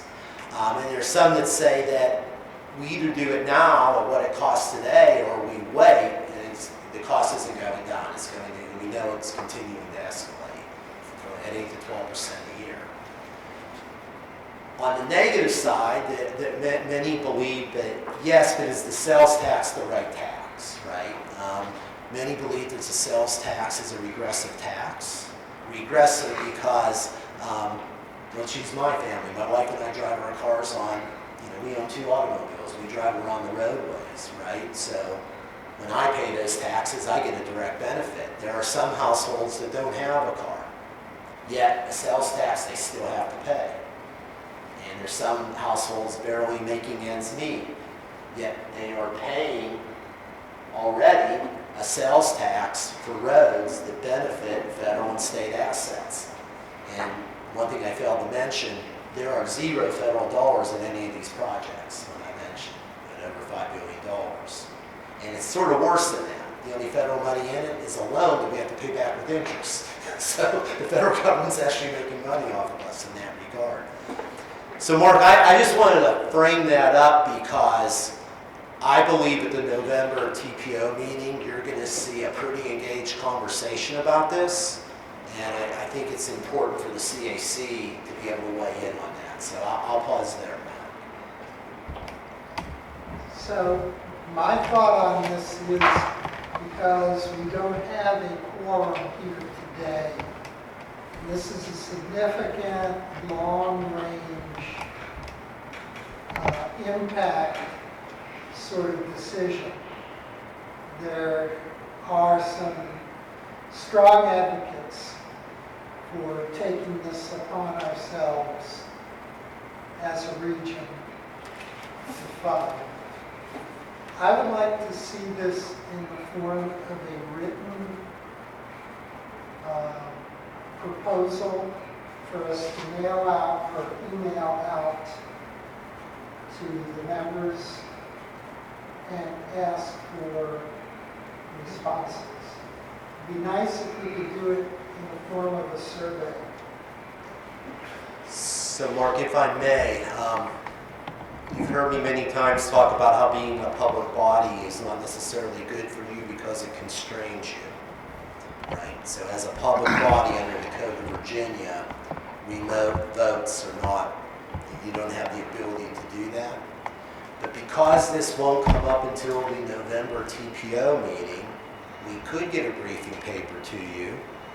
You could get that prior, you don't meet in November, do you? We meet in December. Yeah, because this is going to go to conversation at the TPO in November. But you'd have to stop, we can get you a briefing paper, but you can't vote without being in an official meeting.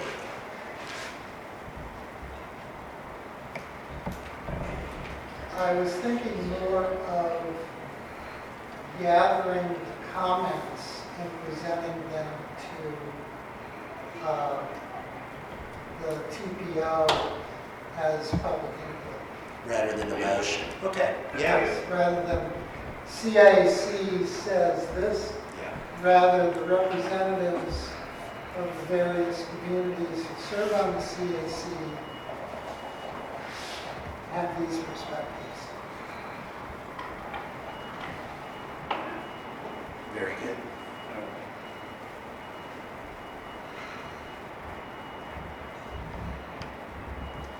And let me stress, I think this is an opportunity for you to really shape this decision-making process. If you ask me up here today, Bob, how's this going to go? It's 50-50. I think as many people support as oppose, and I think your voice is an important one. And Mr. Chairman, thanks for clarifying that. I think that would be really good. Yeah, I have strong opinions, but it really needs to be what the membership of this body thinks to bring in the diversity of our 17 localities as reflected in membership of the CAC. So Quan and I can work on that briefing paper for you. We'll try to keep it brief, but give you enough to be able to provide some input. And then the other thing to remember, and Quan, I want to go back to one of your opening comments. Yes, you have the chair present at those meetings, but remember, as CAC members, we have public comment period. You are all welcome and encouraged to participate and provide input at either board meeting as you see fit. So, Mr. Chairman, that concludes. I apologize for the length. We have a lot this year, but that sort of concludes the issues on the proposed legislative agenda that I want to be certain you all had the opportunity to take a look at. Can I make a comment?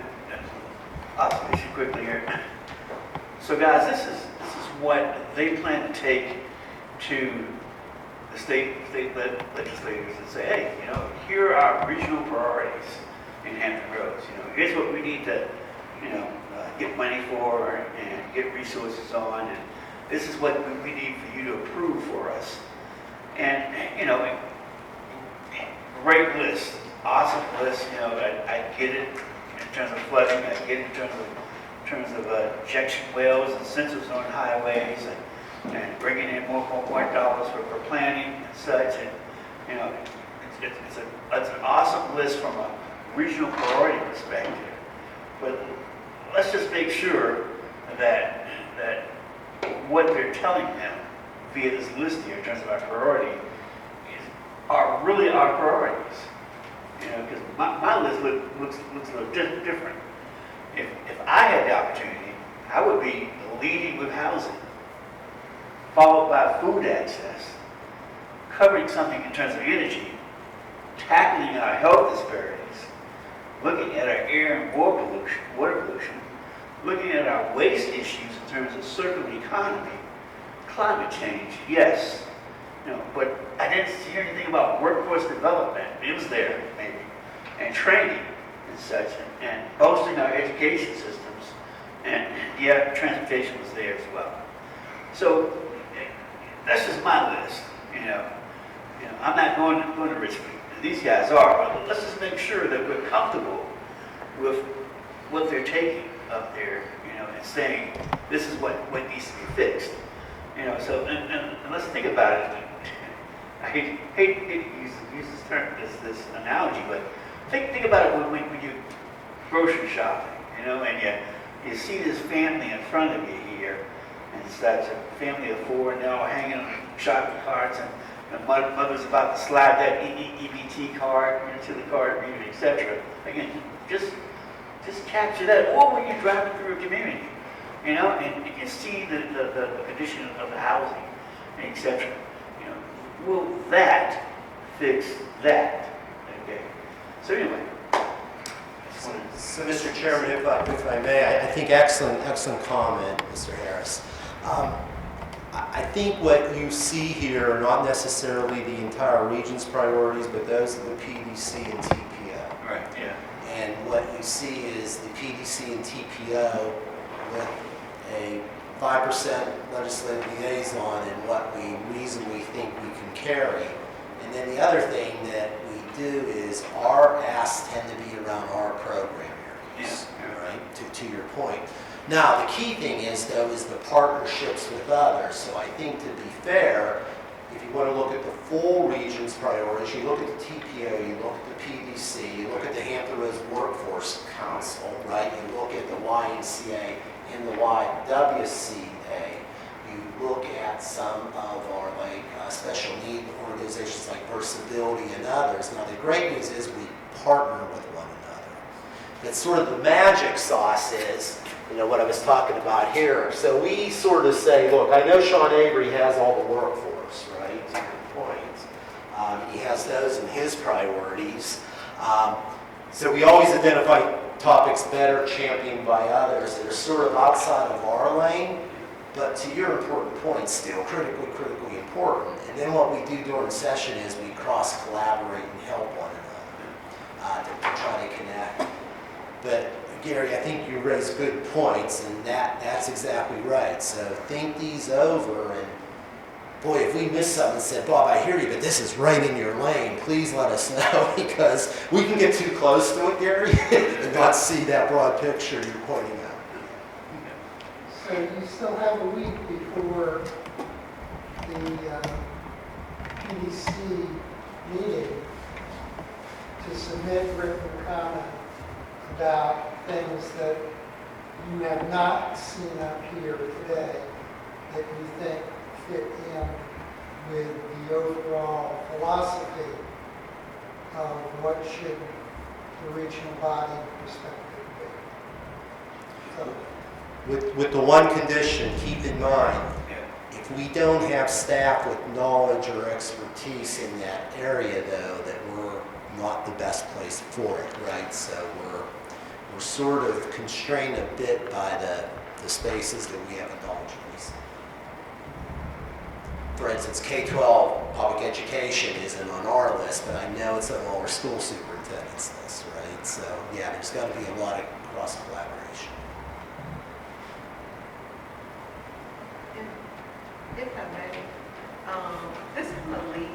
this conversation leads to kind of the thing that came up, I think with Ivan, with the certification, in terms of your role on the committee. How do you connect with your local leadership? And what's that communication between where you sit and having that dialogue with, because you're appointed, correct? You're appointed to CAC. And so making sure that your involvement and action also align with your local government's position as well, and then you're able to give some feedback. So it's a both exchange, am I correct? Right? Absolutely. And Queen, you bring up what could be an incredible opportunity. I didn't mean to interrupt that, Queen. No, that's... I think, so if you think about what Queen just said, and Quan, my apologies, because this just sort of came to me, I haven't run this by Quan, but I'll throw this out there. So I'm coming to you, and we're getting ready for January, right? And that's really intense for a General Assembly session. The truth of the matter is, working with the General Assembly, working with the federal representatives year round now, right? Quan, I'm wondering what might be interesting as I was listening to Gary and Queen talk is, and don't know what you have queued up for November, but maybe the CAC talking about, like Gary, you shared your list, right? That was really some great stuff. It would be interesting looking ahead to the next year for every CAC member to share the thoughts that Gary just did on what their important issues are for our region. And then Quan, what would be interesting would be that almost helps us set up our meeting agenda for the following year. So, like, it was interesting for me to hear that Gary's interested in workforce. I got just the people for you, Gary. We can bring them in and talk workforce, right? And then to Queen's point, maybe that gives you all the opportunity to be talking to your communities and saying, what are those important issues? Bring those voices here. Quan, we could start unpacking those issues with them over the calendar year and then be bringing, value on the topics that you want to learn about. So, Queen, maybe that creates that type of an opportunity. Yeah, I think from engagement, because you kind of serve kind of that middle role. So you're dealing with your community, but also you have access to your local leadership. And then, so those actions become vibrant, and they get to the table in the right bucket, so. And again, that's what we can, like you talk about the grassroots groups, then that's where we can say, well, look, we don't do that, but here's a group that does. Now we've connected communities in the right space that maybe can make an impact too. So. And it keeps everybody honest. It keeps the planning group from again not listening to the community and not taking their interests into decision making. And also it allows for the process to ensure that we funnel in these issues and such, and they find their way into conversations, and then they find their way onto lists like this. So.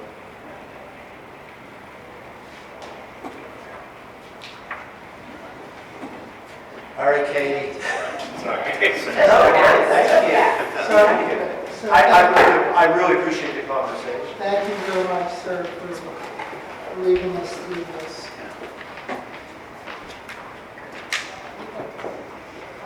Bob talks to you about all the money we want to ask for. I get to tell you about money that we actually received before we spent it. It's an easier conversation. Would you like an introduction? What's that? Would you like an introduction? Oh, sure, or I'm happy to introduce myself since I know we're running short on time. I'll try and be quick. But I'm Katie Cullifer. I work with the Influence Planning District Commission. I help to oversee our environmental education program and department, which is a department of 2. So it's me and Rebecca Eastep work together on this. We have our main program is AskHRgreen.org. So it's a website and a resource. All of our different campaign information, assets, events, brochures, all of our collateral, all this on that website. So if you haven't looked at it, I would encourage you to do so. In the background of Ask HR Green are 4 regional environmental committees that are staffed from, or include membership from all of our local municipalities. So we have Public Works and Public Utilities staff members that sit on those regional committees, Parks and Recreation, and they all have different program areas. So the one I'm going to talk about today is our Recycling and Beautification Committee.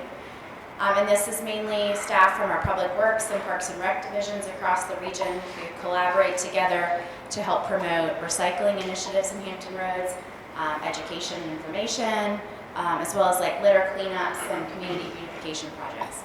So I titled this Rethinking Recycling in Hampton Roads.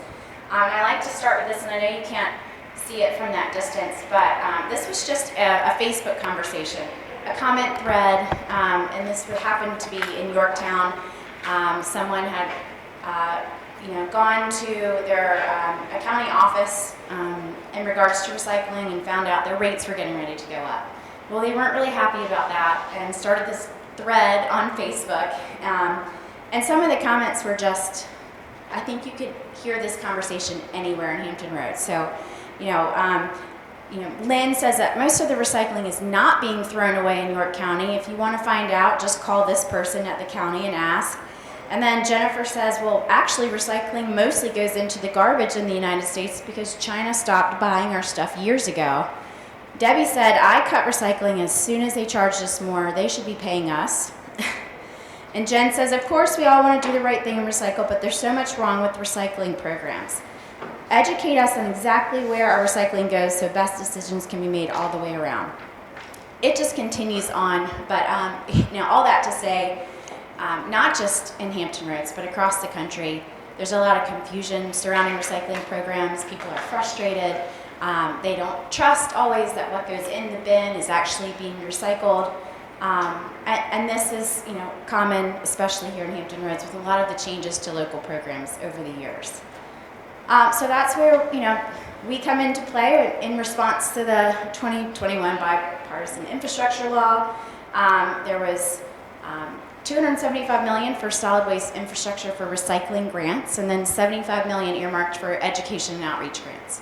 Now at the PDC, we do a lot of collaboration, but we don't help to manage any solid waste programs. So the infrastructure one certainly didn't meet what we were able to do, but we do regional education and outreach programs. So when we saw information about this grant being available, we said, well, hey, this is our opportunity. So through that program, between $250,000 and up to $2 million was available for projects that inform the public about the recycling programs available in their communities, provide information about what's accepted as part of those programs, and then helps to increase the actual collection and decrease contamination of those programs. And we were like, well, that's kind of what we do at Ask HR Green. So here we go. We applied for the grant, and Surprisingly, we were shocked but excited that we received $1.96 million to the HRPDC through our Start Smart Recycle Right program. So we launched this program in 2021. It was a campaign, an initiative to adopt across the region to help just streamline communications about recycling in Hampton Roads. So one challenge we have in the region is that all of our contracts are managed and contracted locally. So Virginia Beach and Chesapeake and Newport News and Hampton, everyone has their own individual recycling contract. And they could be with one provider, it could be with different providers. The same provider could take certain materials in one locality, but not in another. And so education could be confusing regionally. Start Smart Recycle Right was to kind of take a step back and say, first, to start smart, we start thinking about reduction in waste to begin with, reusing things. And then when we get to the recycling part of it, what's actually accepted everywhere in Hampton Roads, no matter where you live. And stop focusing on the nuances of recycling programs, but what is generally accepted everywhere. Paper, plastic bottles, metal cans. If we only did those things, we would have really strong recycling programs.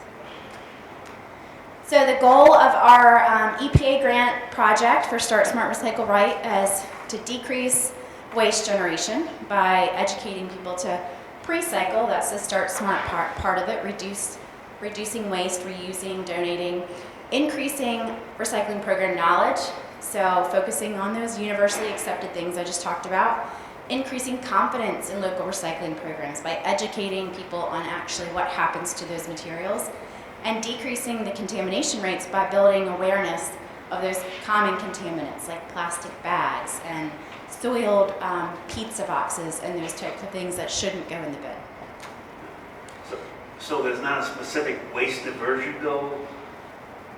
No, this is an education and outreach Educational. grant. So we will be reporting on metrics in terms of recycling tonnage collected, participants with curbside access as part of our metrics, but there is not a specific number goal that was part of the grant. It's more focused on getting the information out and educating. So our tactics we hope to employ, research and public input, advertising, public relations, developing some web-based recycling and disposal tools, direct mail pieces that include cart stickers for every cart with curbside access, improved signage at our convenience centers, route level audits and targeted education, like right on the curb where the bins are collected, and then community engagement, of course, along the way. For the research and public input part, we want to assess and measure, what do people know about recycling programs? How are they participating? What do they know about contamination? How confident are they in our local programs? We're going to do this with a regional benchmarking survey that we'll be doing in year one, which we're in right now, and then repeating that at the end of the 3-year grant to measure changes in these attitudes and behaviors and perceptions about our local programs. And then we'll also be doing focus groups in year one to get some of that qualitative information that's going to help inform our campaigns and our messaging along the way. And I should say, that's not part of the grant application. EPA is pretty stringent. If you're going to do research, it has to be a certain way, and they actually said, we wouldn't fund research with the grant, but we felt it was important enough to measure, where we are in Hampton Roads at the start and at the end. So we're using local funding for our program as match for the grant so we can make the survey happen. For advertising and public relations, this is a big chunk. You can develop awesome materials all you want, but if you don't have a delivery mechanism to get those in front of people's eyes and ears and expose them to the information, sometimes it's not a wasted effort, but you don't get the reach and exposure to really change behaviors. When the goal is to change behavior, you can't spend enough on advertising. You need to do it smartly, but you need a pretty hefty budget. So about $1 million of this total budget goes into our advertising and public relations over the 3-year period. To put it in perspective, our typical annual budget's about $66,000, $60,000 to $70,000.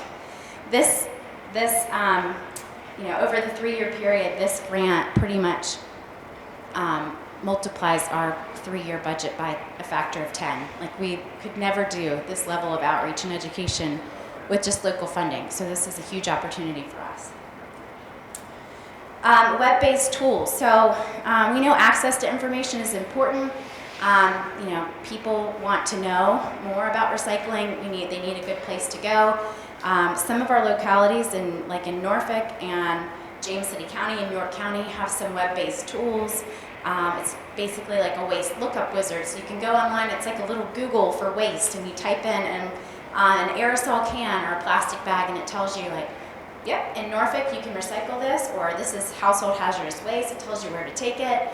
We wanted to expand those tools so that every locality in Hampton Roads had access to that, and so we were able to fund that through the grant. We're in the early stages of producing that tool and making it accessible to all. So we hope even by the end of the year that we will be able to deploy that on our municipal websites as well as regional and give people access to those tools. It also provides some really great data on the back end for us to use in our education and outreach efforts, because we're going to know what people are searching for, what are the most common items, and we can kind of tailor our education accordingly to what metrics we're seeing.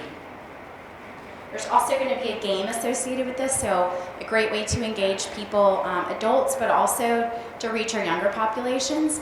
So it's like a waste sorting game. People will go online, they'll see a little Hampton Roads schematic, and they'll have to take the bottle and drag it to the recycling bin or the trash or the household hazardous waste facility and see how many they can get right, and hopefully have fun while also learning about what to and what not to recycle. The direct mail campaign, so we have approximately 400,000 households that have residential curbside recycling. We think they should all have the same cart sticker on their cart. When they roll it out to the street, they should all see the same messaging about recycling no matter where they live. So that's a big part of our initiative. We wouldn't be able to fund that on our own either. It's a lot of households to have to print stickers and deliver them to, but the grant makes that possible, and it gives us that one simplified branded message across the region instead of many. And the same goes for our convenience centers. People who don't have access to curbside, either their community doesn't offer it, or maybe they live in a multifamily property that doesn't have a private contract for it, they would take their stuff to a convenience center, and they should see the same messaging there as the people that have the curbside bins.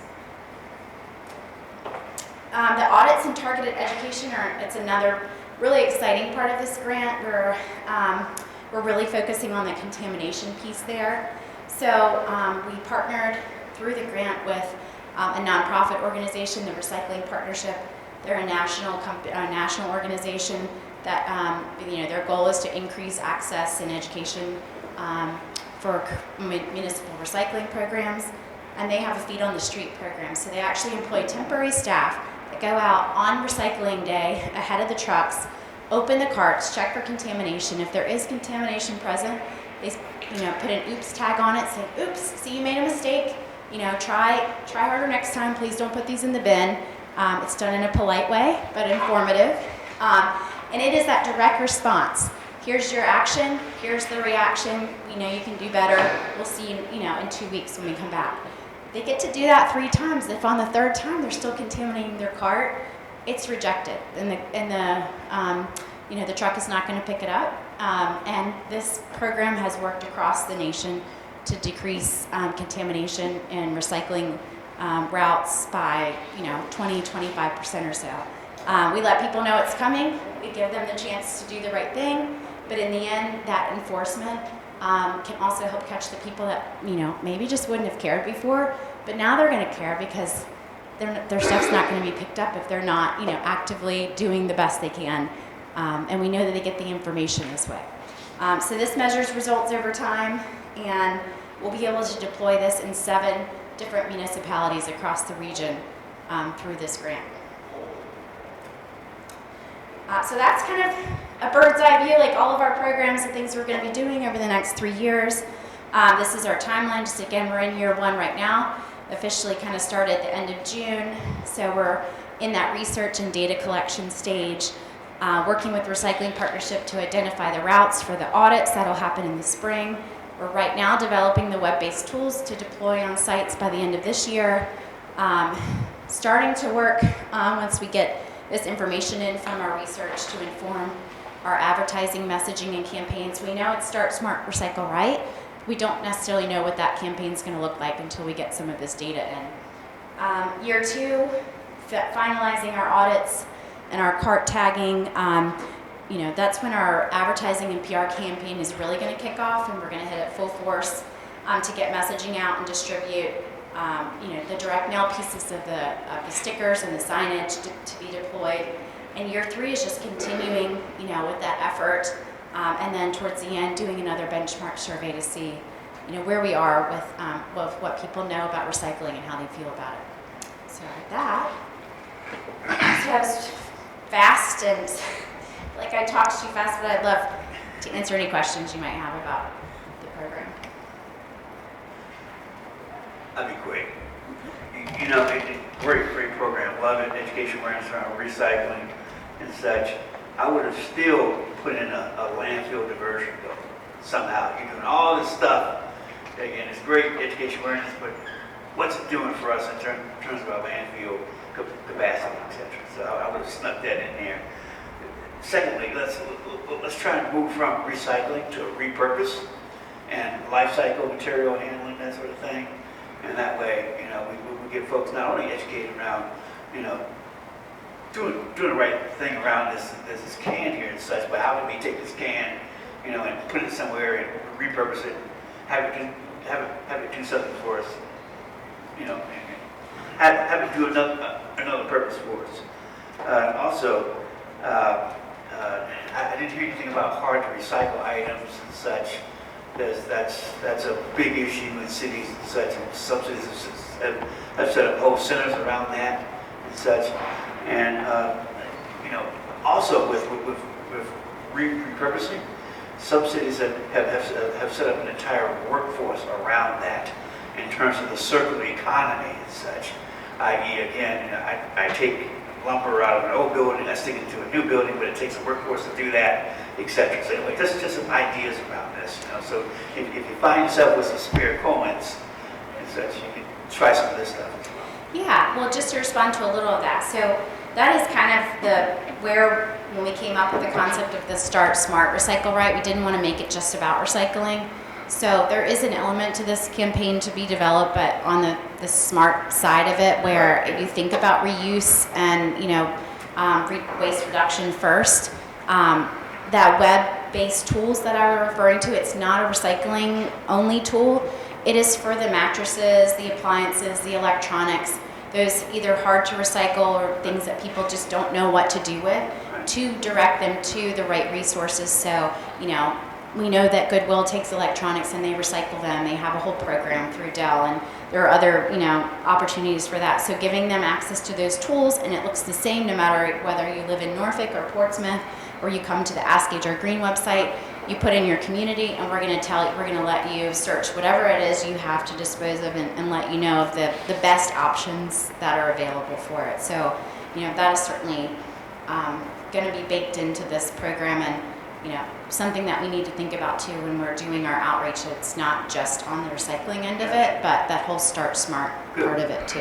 Yeah, sounds good.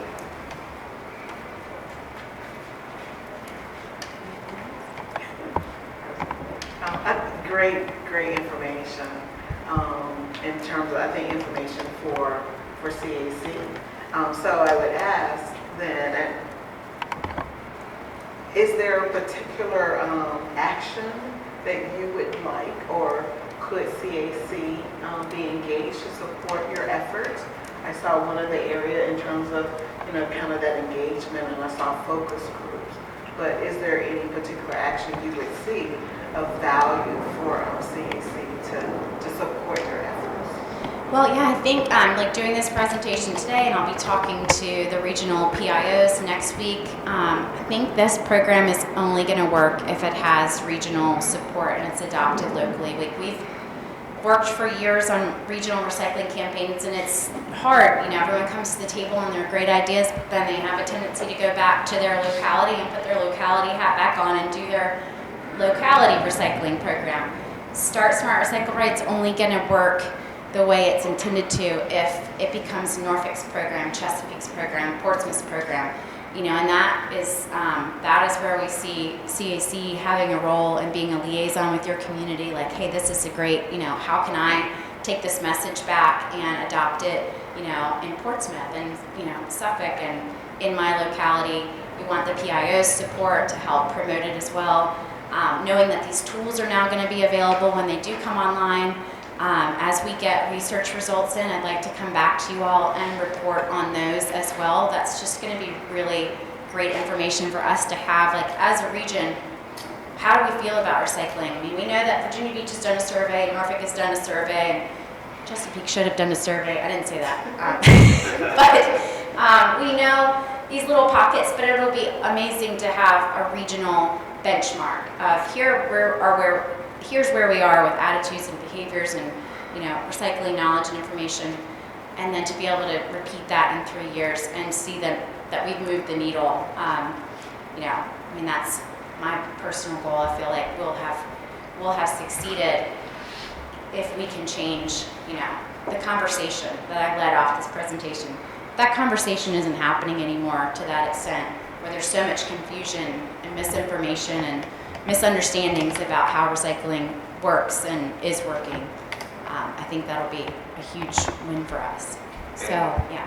If I can, Katie, just to add on to that, we as a CAC have the opportunity to be advocates on behalf of these efforts and to take these messages back to the communities that we reside in or live in, and help, to your point, Katie, dispel some of that misinformation, disinformation that we saw on that Facebook comment thread, to you know, commit our communities to waste diversion, bring that up in our city councils or our civic leagues or our community groups to say, you know, it's not just about recycling, kind of what you're saying, Gary, it is also about that waste diversion as well.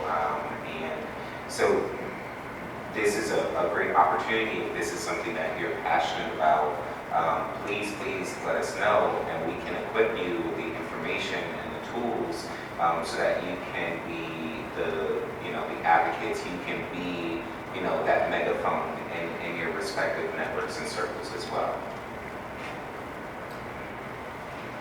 So to speak as a resident of the region rather than as chair of the CAC, I have addressed SIPSA, the South Side trash collection and settlement agency, about the need for us to combine forces and deal with recycling in the same collaborative manner that we do trash pickup. And the peninsula has its own agency, VIPSA, which is parallel to SIPSA. You really are taking on a Herculean task to have to deal with this locality by locality when, you know, we have come together regionally in the PDC and the PPO and the trash agencies come together in a combined effort, and yet we want to go forward on a locality by locality basis in recycling. That's just counterintuitive. I think one of the really important things that you could do under your grant is move that conversation along in parallel with the other pieces. But if we could do it in a unified way, the effort to handle the individual pieces would be reduced in a quantum way. But I've been doing this, how many years have I been at the PDC? Banging my head against the wall, or all of them. This is a turning point in terms of our education efforts. Like, if I look even 5 years ago at some of our handouts for recycling, I am confused by them. Like, it would say, like, recycle these things. Unless you live here, then recycle these. But if you live over here, you can recycle these. And that was our best effort at the time, because everyone wanted to include all the nuances of their program and give everyone as much information as possible. And what we did was confuse the heck out of people. So I think we have come around to where, hey, we need to focus on the basics. And, you know, we have SIPSA at the table, we have DIPSA at the table. They're all on board. They submitted letters of support when we applied for this grant. I'll remind them along the way about that if I have to, but they are on board for this, working together to, to promote this effort. And, so that's where, again, like, you all come into play to help be advocates in your own communities. And, so far we're doing well, moving forward as one, but there's going to be a lot of parts and pieces to do along the way. So again, I'll be reporting back to you multiple times throughout the grant period and asking for your support in different ways. So I'm always, if you have suggestions or questions, we are trying to also have those conversations about regional collaboration in terms of contracting. We haven't been super successful yet, but they're having the conversations and modeling contracts, hopefully, at least to have similar language, even if they are going to do it separately. That's been one result so far, and so we're going to keep working to that end along the way. So, One thing quickly here, a group of us won a $2 million grant from the state, $2 million and such.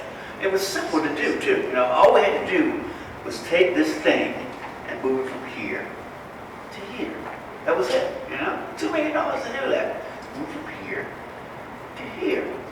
Okay, but this thing had been underwater for maybe 10 years or so, and we don't know what it transformed into in terms of a waste product, et cetera, But, there were folks who thought it was okay to move it from here through our communities into the landfill to here and such.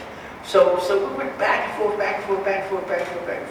because we couldn't figure out the waste characterization associated with this thing and such. So some of us gave up the $2 million. Others says, hey, it's characterized the way it should be. We're going to move it from here through these communities, underserved communities, into this landfill here. And so I say that as a real life example, because sometimes we just need a third party, a clearinghouse, a think tank of sorts, to come together to figure out these hard to recycle things. Because although we're moving from here to here and getting paid for it, what are the consequences? And how is this going to affect the capacity of our landfill and such? And how is this going to affect the communities that we're transporting through? So again, important, and we need you. thank you so much. I need you.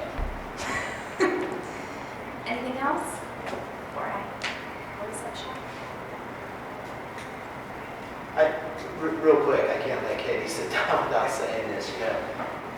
Katie and Rebecca run a program, HR Green, and all the programs that go under that they are 150% allocated. They have so much work, it's unbelievable. So Katie comes into Greg's office and my office and says, got an opportunity for almost a $2 million federal grant to jump into what's become one of the most complicated regional challenges. Harry, who would ever thought, right? Recycling. And as Katie said, so much confusion with your neighbors and residents. Divisiveness, differences of opinion among our local governments. Katie, I just have to thank you for jumping into this space head on, because this was not a topic that people were running to, they were running from. And Katie, just thank you, because I think this is a big swing, and this is really important if we're going to get this thing corralled in Hampton Roads. get some common language, get some understanding, common understanding, and a common strategy. So, and I want to just reiterate what Katie said, and Queen was getting to this. You're our feet on the ground. We're going to need your help, right? Katie, community groups that want to be engaged, what they're hearing, talking to groups, getting that input back to Katie. There's so many roles in this because this is one that's, if we're not on the ground, we're not going to get there. So I really look forward to Katie coming back here and continue that. And we'll put her first on the agenda next. Well, I will say too, it's interesting. We do a lot of outreach. Like right now, we have our education trailers in Suffolk at the Peanut Festival, and we'll be in Poquoson at their seafood festival next weekend. So we have a lot of boots on the ground, having these conversations with people. But I'm always surprised. We were in Newport News a couple weeks ago, Rebecca and I, for a Master Gardeners meeting. And we were just talking about our program and some of the grant programs we have available for community grants and gardening. Most of their questions for us afterwards were about recycling. Can I do pizza boxes? If they're dirty, does it matter? Like, I'm always surprised, no matter what group you're in, recycling is a hot topic. It's the #1 driver of information that people are looking for to our website. We see it in our analytics every month. People want the information, they're looking for it, and this is our opportunity to provide it. And one thing that I've learned too is that recycling programs are going to change. It's a commodities-based market. It's not the same as it was 10 years ago. It's not going to be the same 10 years from now. My goal with this grant is that what we put out, people can trust, and that when it changes in 10 years, that they can trust how it's changed, because we're having the conversation now and we're being transparent. We're saying, like, this is what it is and this is why, this is how you can do your best. And then when that conversation changes, we've built that trust and that confidence in our programs. Really, I think that's the end goal. And hopefully we improve our programs along the way in terms of performance. So anyway, thank you for your time. Thank you. See you soon.